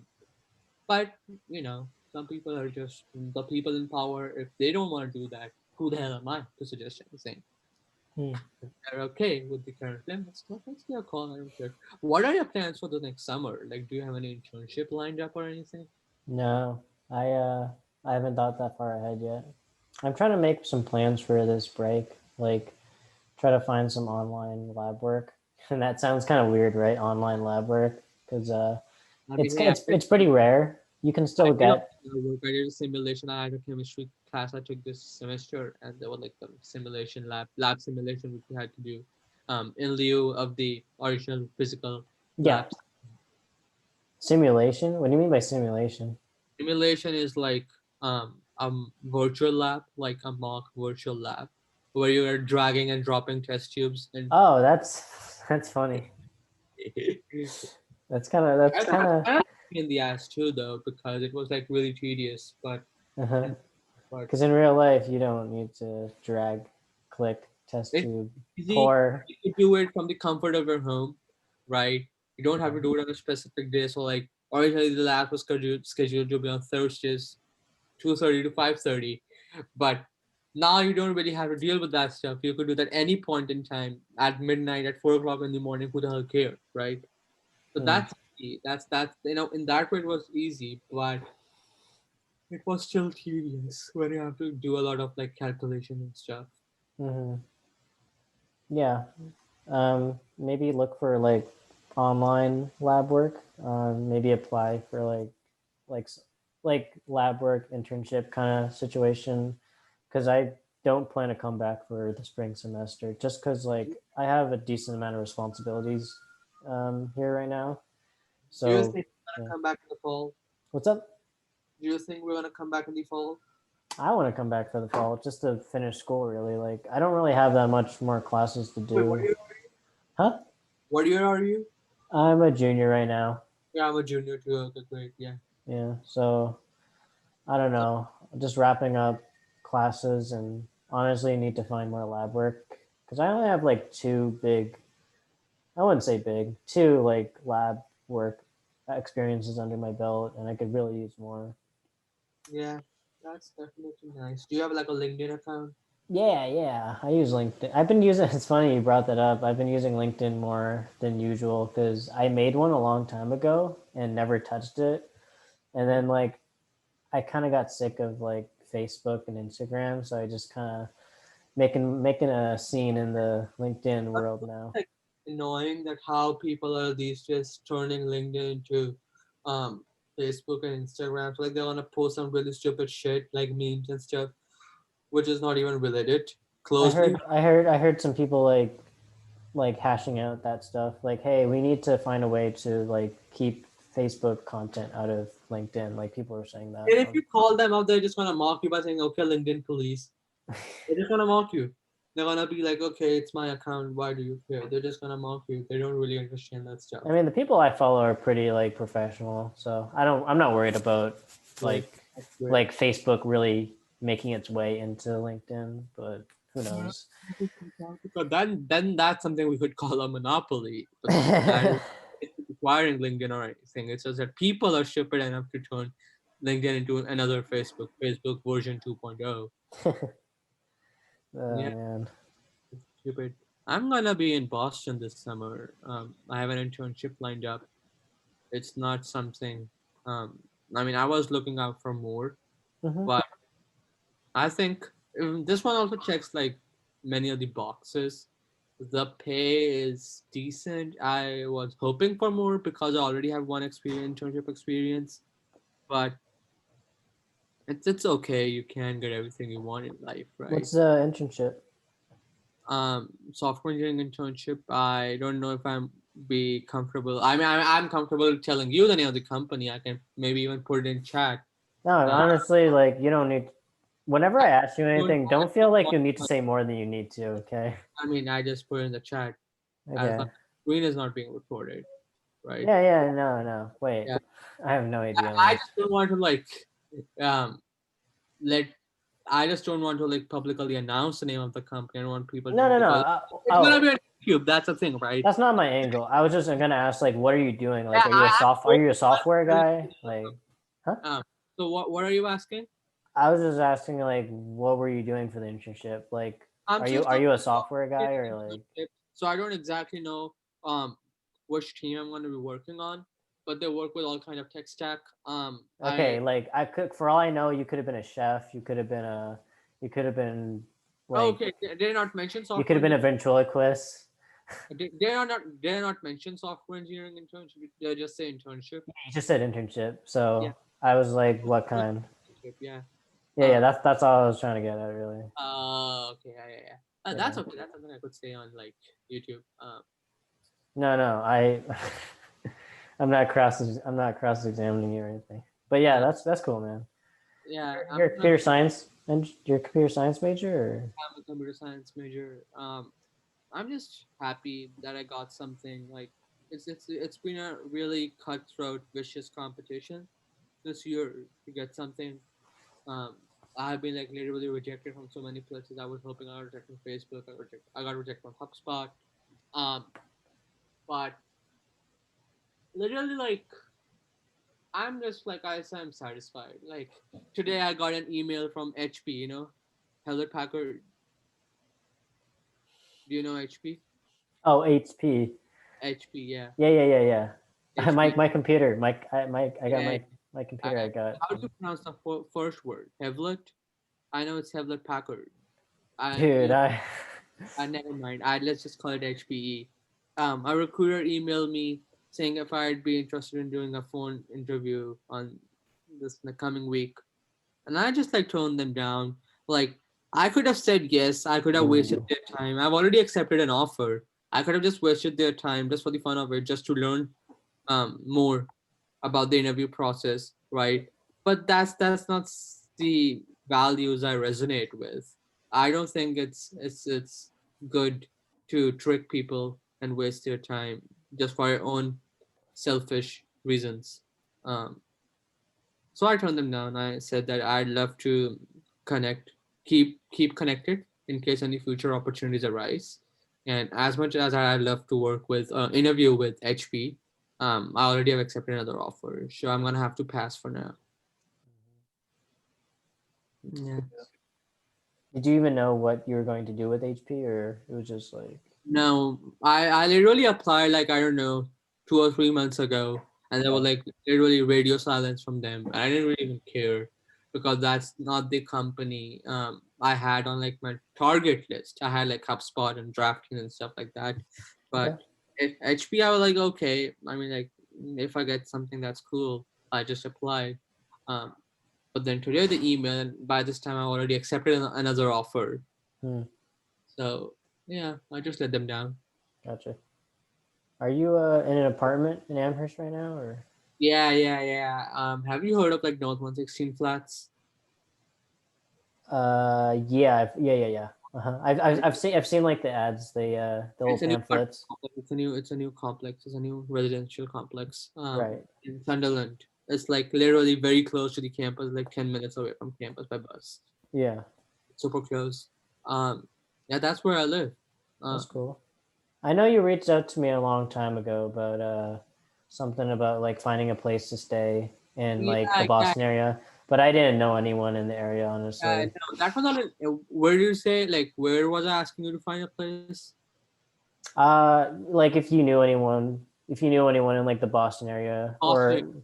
or maybe like close by to Boston that you could stay with, but I did not know anyone, Yeah, honestly. I was actually having a summer internship this summer too, Hmm. and the company was based in Maynard, Massachusetts, and I didn't know if I'm gonna be going back into work or not. I wanted to go back into work, and they didn't have any official plan that they're doing a virtual internship or they're getting back for sure. It was just like whenever everybody gets back, depending on the state policies and other policies, the company's policies, I get back too, right? Yeah. But they kept on pushing back the date when everybody was supposed to be going back into work, and I ended up working my entire internship from home, so it didn't Hmm. really matter. But I did find a place in Waltham.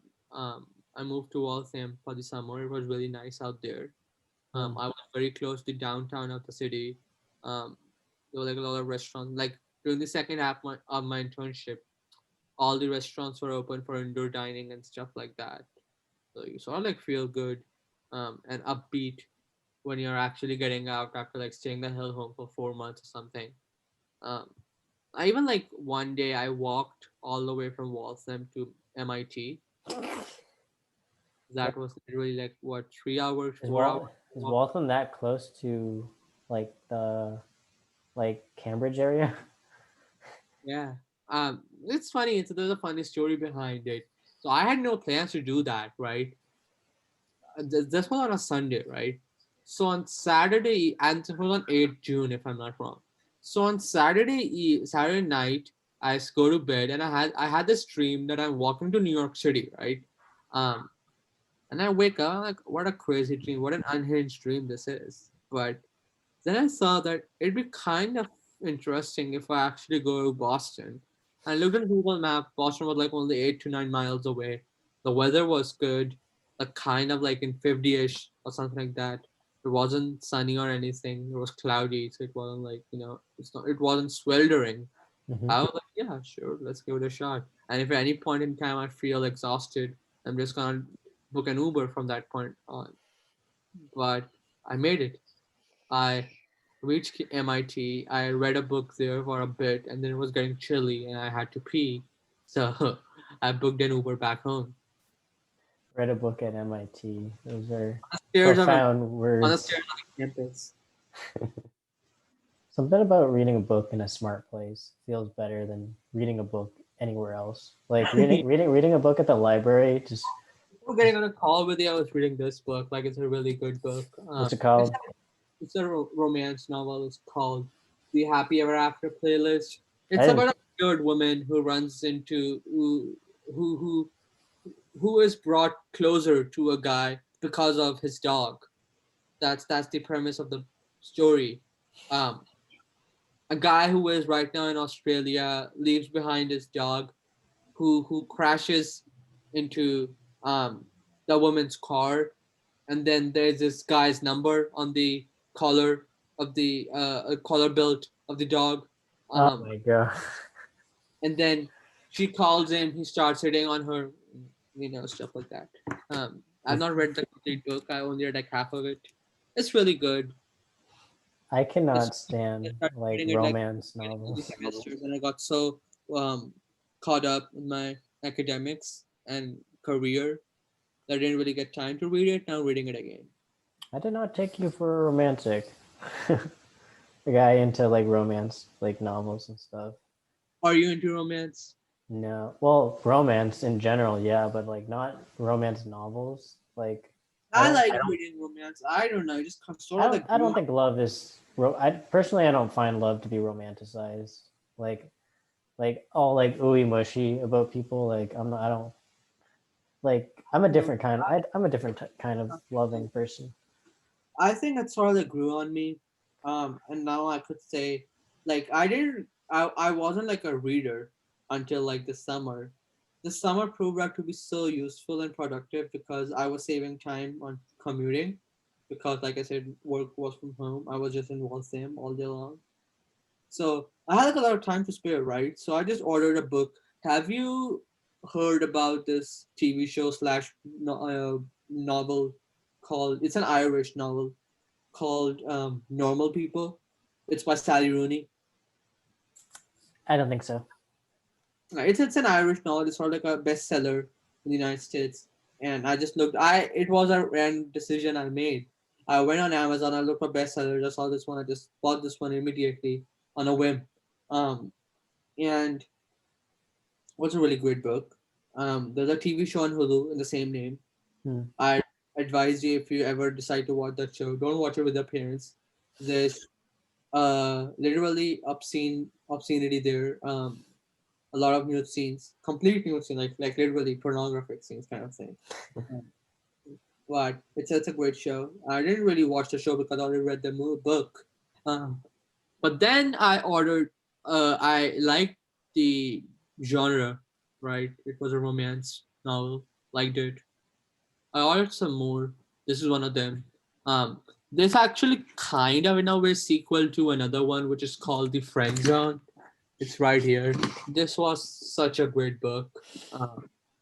I read it over the summer. It was a great book. Um, hold on. Yeah, and then I started reading this one. Hmm. Nice. I am reading Great Expectations by What is it? Charles. Huh? What is this? Great Expectations by Charles Dickens. I don't know why I got it. I think I just saw. I literally Googled like good books to read, and this was on it. That's So. kind of I did too. I didn't really have any idea in mind like what genre I want to read. I Mhm. just looked for bestsellers, and this one, the first one I read, like Sally Rooney one, Normal Mhm. People, that happened to be a romance novel, and it sort of grew on me. And now after like reading these many books, like 3 to 4 books, 5 books, I could say that I have a penchant for reading books. Um, even though I just Did you like, not before? huh? Did you not like have that penchant before? No, I didn't have that penchant before. I like I said, I haven't even I hadn't even read like a single book in like last decade or so. I feel Not that. last decade, but maybe like some small storybook or something, one or two when I was little. But I haven't even read Harry Potter or something like that. People are Right. crazy about Harry Potter. I have And then you not. have the people that read like every single book. Yeah. I mean, in a way, I feel good that I developed some kind of hobby because now I could also go to book clubs and meet more people and sort of connect with them. I have more things to talk about. Um, You have a book club in mind? no, but I did do a virtual book club meeting. That's fun. That's funny. It was not fun, honestly, because there were 3 or 4 people, including me, and all of them were like in their 30s or something. Yeah, but it was still good to talk to them. It's not like, Yeah, but they're still like, hey guys, I'm still yeah, figuring but still figuring out my like audio. Can you hear me? FDA has approved the vaccine, so I'm hoping that by the summer we're gonna be back into normal. Hopefully, I'm gonna be in Boston, so I'm Yeah. gonna like do ballroom dancing, like I mentioned in the beginning of the video. Ballroom dancing. I have plans to do ballroom. I've actually talked to a studio which does lessons every week and every day. They have the I just call them to inquire about the costs Hmm. involved, and it's not too expensive. It's like not reasonable either. It's like somewhere in the between other in the middle of the spectrum. But that's what I'm planning to do. I'm planning to do. Have you heard of like Toastmaster? Toastmaster. Yeah, I don't know what that is. it's all over the world, and it's a society kind of a thing to um, improve your speaking skills. You talk, you listen to people talk, you yourself give speeches and stuff like that. So there's a Toastmasters in Boston too. Oh, there's Gone like this is like a place. It's like a place, yeah. It's like a club kind of a thing. Okay. Club thing. They have their yearly membership dues. It's like $80 or something Hmm. for an entire year. Very cheap. I'm gonna do that. I'm gonna do a bowling. This is it might be in Nebraska in your city too. Omaha, right? I'm Um, looking it up right now. There's one in Omaha, Omaha Toastmasters Club. yeah, yeah. There's one more thing. Look that up too. It's called Better Off Bowling. Um, it's like a bowling alley league.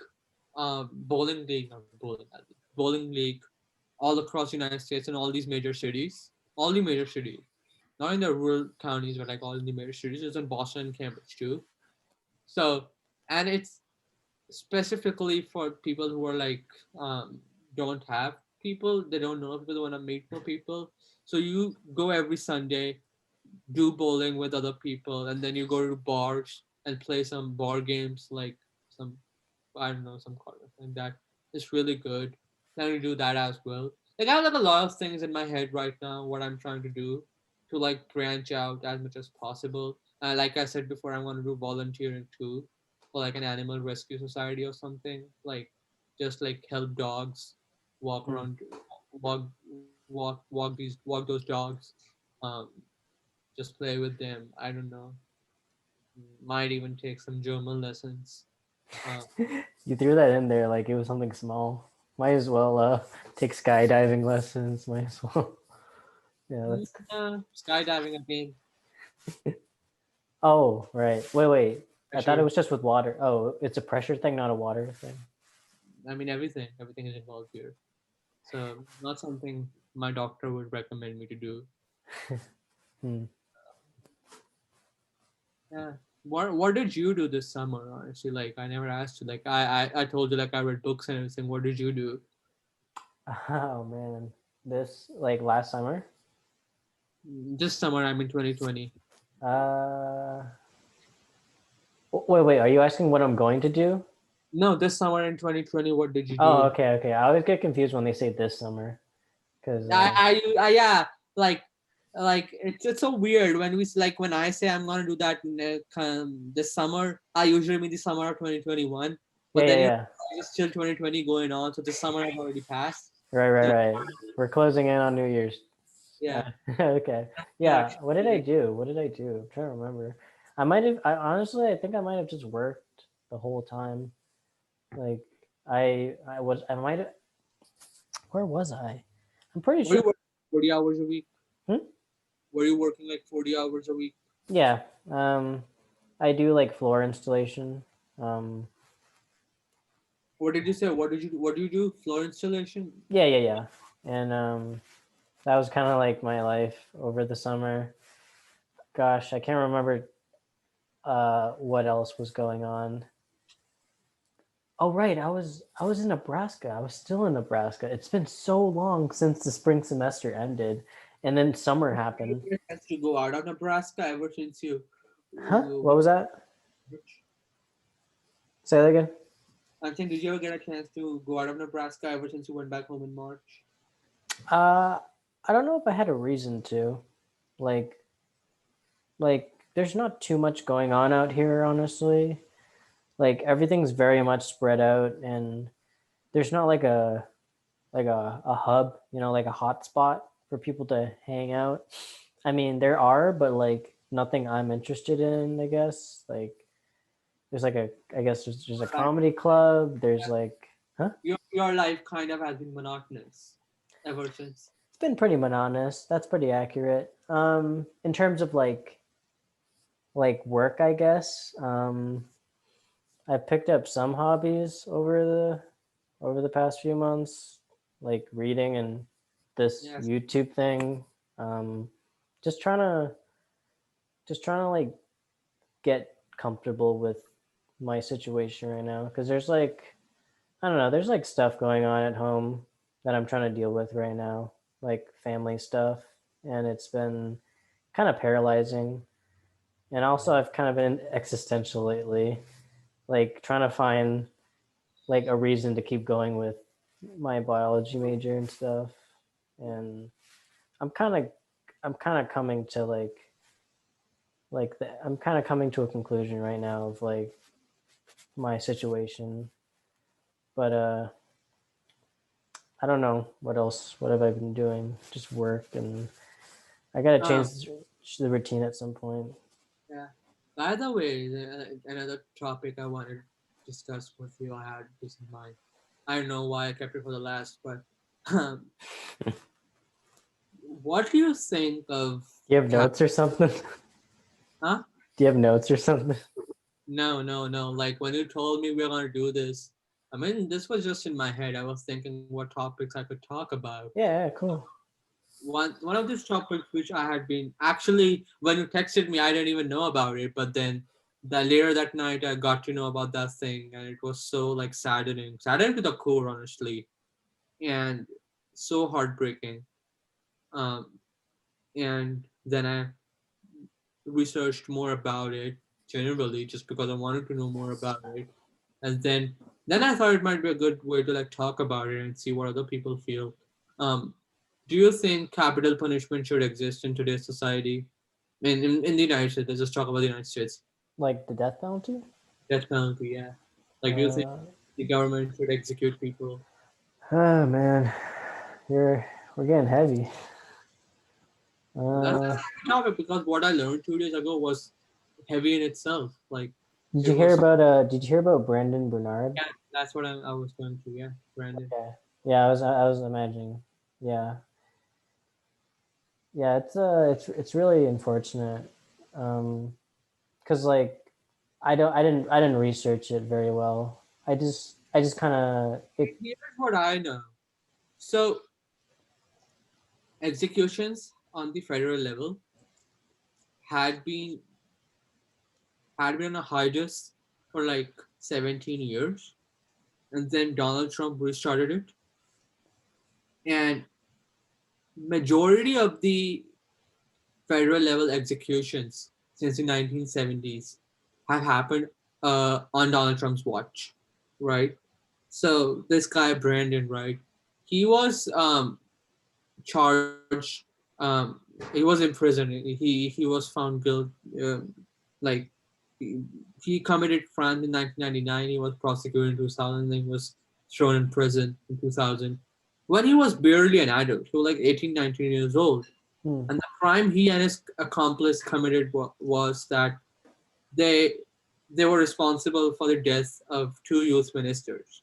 I don't know the exact details of why they did that, but what they did was they abducted that couple, two youth ministers. There was a couple, and put them in the trunk of their own car while they were pleading um, for mercy. Um, and then the Brandon's accomplice, I don't remember his name, but Brandon's accomplice shot both of them in the head, and the only thing Brandon did was to set the car ablaze. So the crime he committed was arson. But back in the day, the evidence pointed that when Brandon started the fire, one of the youth ministers was still alive. And remember that this is we're talking about when the guy was only 18 years old or 19 years old or something. mhm. He was thrown in prison for 20 years, right? And then just because Donald Trump is a spiteful, hateful, moronic person, um, he decides to restart federal level executions after a hiatus of 17 years. Um, and then they execute him. They execute his accomplice in September with a lethal injection while his mother watched. The mother, imagine how extremely hard it is for the mother to watch her own son being executed by the government. And um, like they executed Brandon 2 days ago, despite all the appeals and activists pushing for mercy and pushing for commuting his sentence to life imprisonment. Um, and it's even more saddening that the criminal justice system of this country is so failed, Mm-hmm. so damaged in the sense that the evidence later suggested that after the judges had sentenced him to death, that the people were already dead when he set the car ablaze. So the only crime he committed was arson, right? Mm-hmm. And you sentence somebody to death, you took away his life mercilessly for something he did when he was 18 years old. He has his sister, daughters, his family, his mother. It was sad for me to see like Like, people keep yeah, posting. go on. Huh? Go Sorry. on. Oh No, go on. no, it was just like it was hard for me to see that like I don't know. People were kind of like counting down the hours like on Snapchat or like what is it Instagram story about like 5 hours left before his execution. Like we can if we get the enough peels in, and it's just like it's really it's happening. It's gonna happen soon, and like you can't help but feel like there's nothing like I don't know like I don't really believe in like ex machina situation where like at the last minute they're gonna like they're gonna like stop the execution. Um, but I don't know. It's just really sad that like I just we feel it. tried our we people tried their best, but like I mean, they, hey, listen. Somebody who is like a serial killer, who is going on a killing spree, just murdering people brutally, or somebody who is a rapist, somebody who's a terrorist. Those kind of crimes are different from killing someone when you were like 18 years old. Hell, people don't even mature when they're like until like 20, 21, 22. mm-hmm, Somebody who just stepped into adulthood from his teenage years.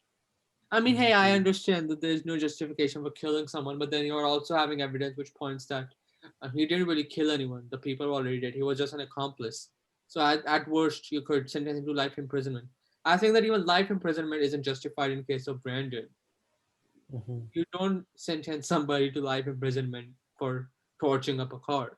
But he was an accomplice in the crime which caused deaths of two people. So I think they could justify life imprisonment. But executing someone, I mean, you have people, and he was a black person, right? You remember do you know Derek Chauvin, Derek Chauvin, the remind guy, me. the guy who killed George Floyd? Oh right. Uh-huh. The guy's out on bail. He Hmm. is white. He shoved $1 million in the face of authorities. He's out on bail. The guy knowingly, when he was 40, out of for no real justification, um, simply because he was a racist, killed a black person. He is out on bail. A black person who was barely an adult, who literally just set a car ablaze and didn't do anything, didn't kill anyone. He got executed by the government. Um, How do you like feel about? Well, are you part of the hype right now about like we don't know who's president yet, but do you feel like are you part of the Biden's gonna win? Biden's already won. What do you mean? Oh wait, but there's still the electoral college thing, right? I mean, they're gonna vote tomorrow, like on Monday. But like, what do you mean? Like, do you think that do you really buy into Donald Trump's conspiracy theories that um, the election was rigged or anything like that? Or do you just think that he might still be able to subvert the election by filing Well, a. there's still no. I'm just saying like there's he's not president yet. There's So you are asking me how do I feel about Biden becoming the president in the future, right? That's that. no. I'm just asking what do you think about like like if he does become president, I mean, he will. What do you mean by if he does? He will. uh, I think there's some incompatibility here. Uh, um, what I still don't get. if I'm not okay, if I'm not mistaken, there's a two. Hold on. Go on, go on. Oh, sorry. If I'm not mistaken, there's like a two-step process, right? Like first There is a two-step process, you have the but popular vote, and then you have the electoral college electoral thing. college, yes, yes, yes. Yeah, But would you ask me the same question? And what I'm trying to guess here is, would you ask me the same question in 2008 and 2012 at this point in time that, hey, what do you think if Obama wins, or what do you think if Donald Trump wins? Because the process is the same. Election happens, media outlets announce the winner, and then the electoral college doesn't vote until December 14th. That happens every 4 years. So, but you don't say that after the elections have been announced by the media and the states have certified their elections, you don't really say that if the person is gonna win. You know the person has won. It's just a matter of um, casting the electoral votes. So that's what I'm trying to ask you here. I'm Like, still confused as hell right now. hold on. For some reason, I think. Okay, yeah, this is good. Hold on, yeah. So for some reason, I got minimized. I minimized my Zoom window when there was a FaceTime call. Um, no. So what happened? Uh, You are right that there's a two-step process. People vote. Each state has their own individual elections, so the popular vote doesn't matter. What matters is who gets the most electoral votes. In other words, who wins the not the maximum number of states, but who wins the most electoral votes. So you have to win states and not just the popular vote. So once that happens, the news outlets like CNN, Fox News, AP, and all these people, they announce the winner, right? Once they have officially projected the winner, the losing candidate concedes to the winner. Happens every year except for this one. after the popular vote, Not after the popular vote. So after the states, think of it this way: New York has its own elections, right? sure. Now it's a big state. It's going to take a lot of days to count the votes. But let's say on the evening of November 3rd for this year, for this time, let's assume the elections on November 3rd, right? On the evening on November 3rd, um, 75% of the vote is in. 75% of the vote is counted, and the vote left to count is like that's a million ballots, provisional ballots, stuff like that. Now, out of those 75% votes, the Democratic candidate already has, let's say, 50% of the votes. Or maybe even the gap between, I'll let me put this way: 75% of the votes have been counted, and the gap between two candidates is like 35%. So at that point, the media outlets can project that state already because they know that even if all of the remaining 25% of the vote goes to the losing candidate, he's still gonna lose. There is no path for him to win in that state anymore. They're gonna project New York for the other candidate who's winning, right? So does every state, and then in a few days or sometimes even on the night of the election, they project the winner of the election. Hasn't there been like upsets in the past? Like some states voting for the opposite of what we projected? No, that's called that's the term. That's There's a term for it. It's called faithless electors, but it's merely symbolic. It has never happened in the history of the United States that the faithless electors have been able to turn around the election results. So let's say last time it happened, right? There were deflections on both the sides. So Donald Trump got 206 electoral votes. Hillary Clinton got 232 electoral votes. There were deflections on both the sides. So Donald Trump ended up getting 304 electoral votes. Two electors flipped their votes. And in case of Hillary Clinton, I guess five electors flipped their votes. But it was so symbolic. They kind of like casted the protest vote, but it didn't really change the outcome of the election, right? Donald Trump still won because he had more than 270 electoral votes. But that being said, you don't question the outcome of the election after the media outlets have projected the um, results. So if you ask, that's the first question I asked you, because when you asked me that, hey, do you, if Biden is the next president, you don't say that. He is literally the Wikipedia calls him the president elect. I mean, I see where you're coming. Like, well, I'm honestly asking you. I'm not gonna criticize you for that right now, because I don't know. Do you think that um, do you think that do you think that Trump's claims about the election being rigged has any weight in it? I don't know, and I don't really care about any of that stuff. I like for all I don't like. I Do don't. you follow politics? Let me ask you this. Do you think? Do I think it's rigged? I don't know. No, no, I'm saying, do you follow politics? Kind of loosely, not like So, strongly. it, so is your when you ask question that Joe Biden, if Joe Biden is gonna be the winner, you only ask that because because the electoral votes haven't been casted yet. Yeah, that's all. So my question is, would you have asked the same question in 2008? What was 2008 again? Like Obama? 2008. Huh? Barack Obama won in 2008, right? Yeah, So sure. would have you asked the same question to me in 2008 at this point in time? That, hey, Like after the popular votes finished after these media outlets have projected the election for Barack Obama, but for the the popular votes. electoral vote hasn't been casted. Right. Uh huh. Have you asked me the same question? I guess so. Cause Uh, like yeah, because yeah. this is kind of like because the question you asked me could be interpreted in many ways, and Okay. assume, given what's happening, How is would that people inter? Because I don't think all I'm saying is like, let's say like there's two buns, okay, and you say that it's most likely that he's gonna push this bun, but I say like no one's pushed any buns yet, so we can't really say anything yet. You know, like that's all I'm saying. yeah, but that's not how elections work. The people have already spoken, right? Yeah. Joe Biden has got 206 electoral votes. If you look up U.S. presidential election results, you see that Joe How Biden. do you think people would misinterpret what I meant?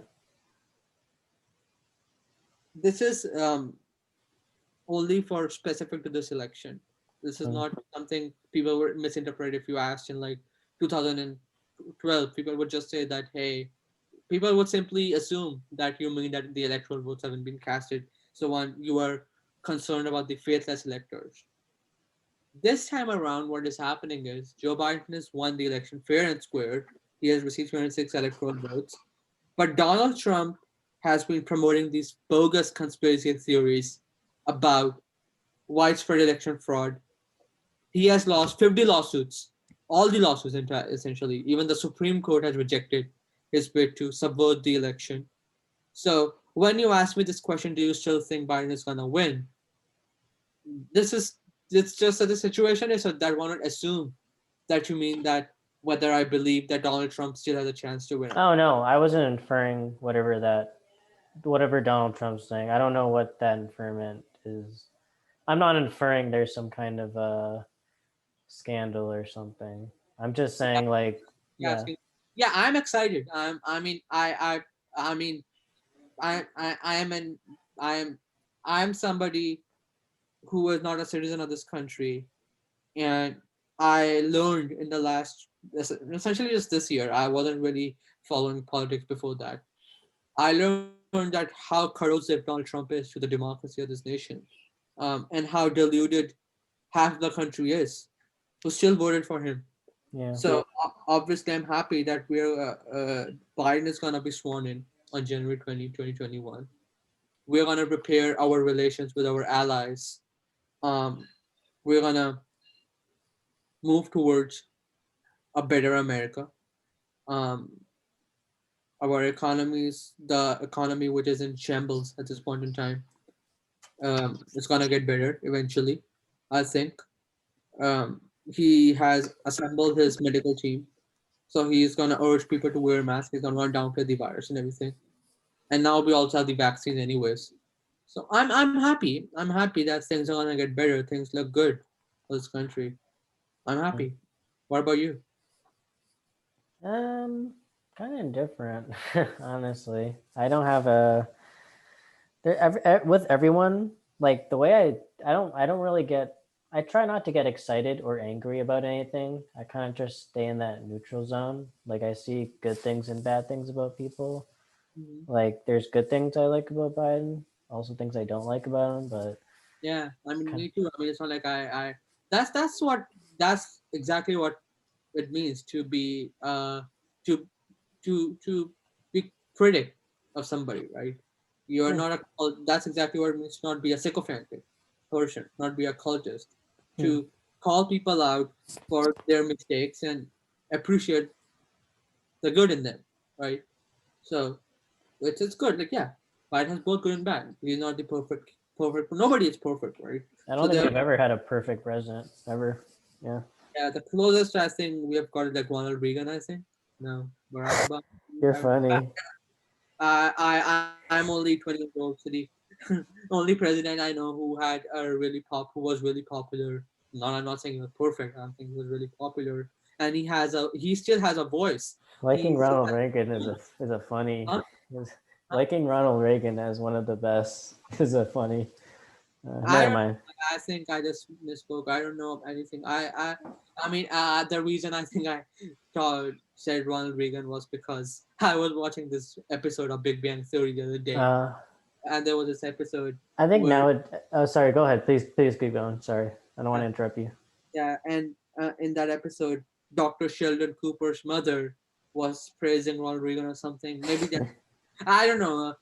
It's stupid, but I don't know. Yeah, Maybe he no, was. let's go. Yeah, I just definitely this day and age with like the drug war and like incarceration and Ronald Reagan's like big play in those kind of things. He's not like a pretty picture nowadays. I But mean, or Abraham Lincoln. Forget about Ronald Reagan. Abraham Lincoln is one of the presidents which comes yeah, to mind. yeah, you can't be wrong with that. Yeah, you're wrong with that. He led the country to civil war. Um, Yeah, no slavery. Obama still Yeah, has an influence. Um, that's a right. safe. Who's your favorite president? Abraham Lincoln. That's always a It's safe answer. still a really popular president. He had like 130 million followers. Mm-hmm. Yeah. The point is that he still is so popular that he can still influence people. He Mm-hmm. can still go out and do rallies for his favorite candidate and maybe flip a few votes. Not a few, but a few thousand votes.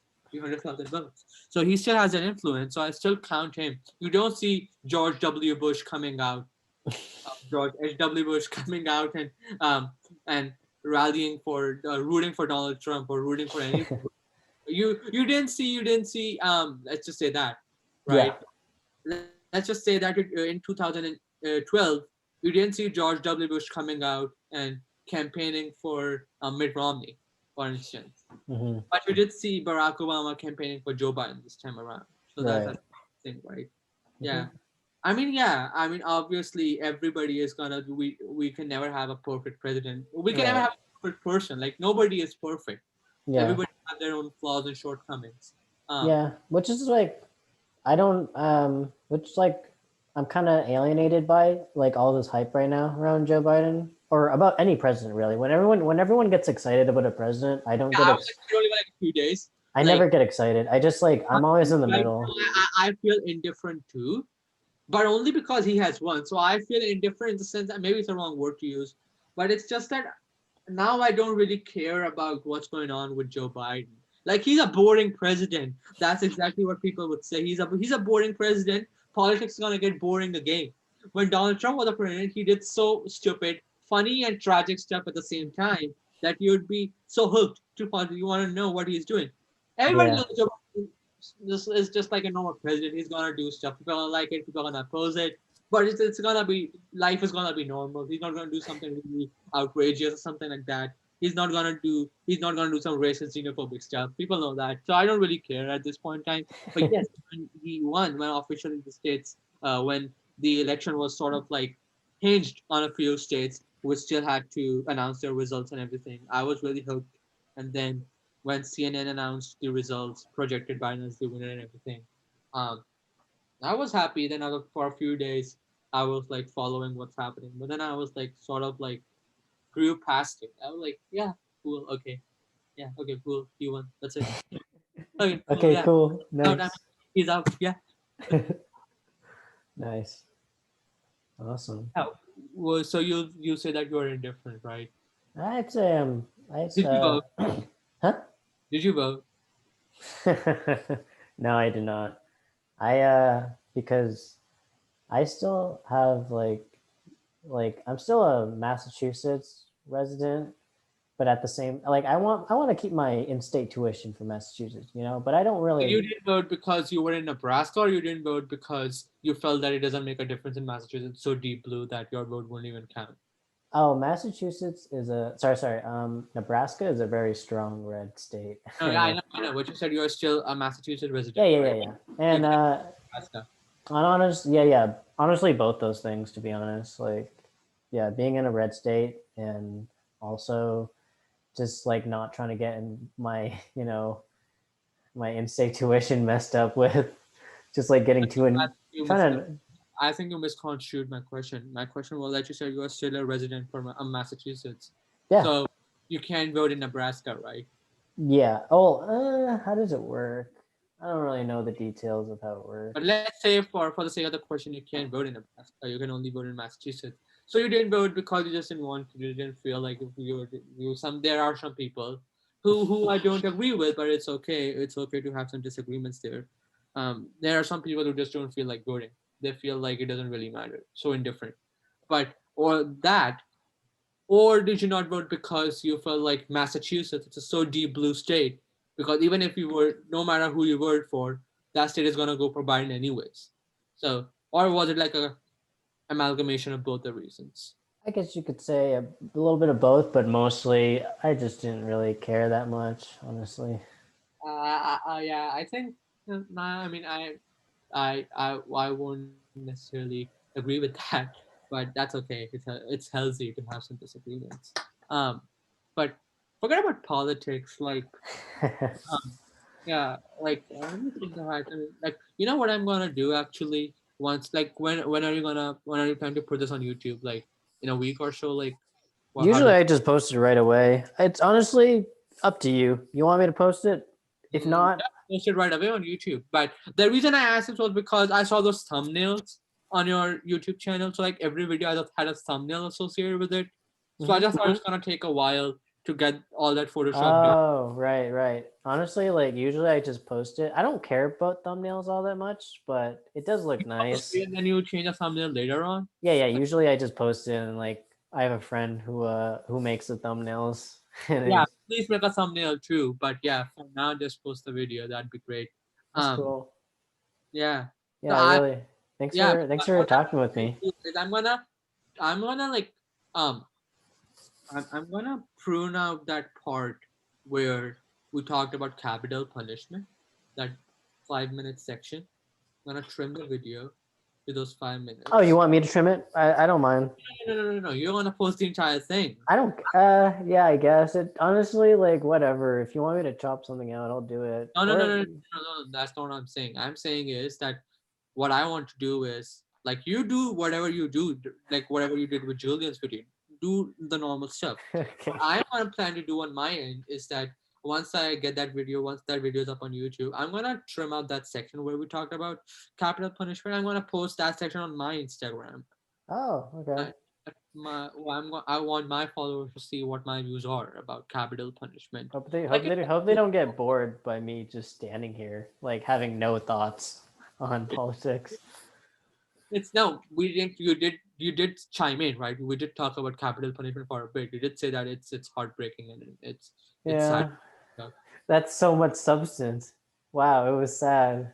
Yeah, Whatever. I mean, I'm voicing my opinion. That's okay. I appreciate you pepping me up. Um, Politics is a realm that I don't have strong feelings I mean, about. I didn't really follow politics either. Like, I didn't know anything about politics. I didn't even know what primaries are. I didn't know what electoral college system is. I knew nothing. I was a noob. Like, okay. And then I just started consuming this political talk show. It's called the David Patton Show, and politics sort of grew on me. Found really interesting, like what's going on around me. It's like an hour kind of like an hour episode, Monday to Friday. But most of the days he has some interview with somebody for like 20 minutes, which I just like skip over. I don't like to watch interviews. I like to watch his opinions on things and what's happening around in the world of politics. So, and it's not also like I watch the episodes every day. Sometimes I tend to skip, but mostly I watch those episodes. It's insightful, I'd say. Hmm. That's good. You found something you're into. It's not. I personally, it's not really for me. But like, I commend anyone that like just enjoys any anything. Honestly, like if you're into, I don't, maybe not weird stuff like feet or whatever, but that's cool. Yeah.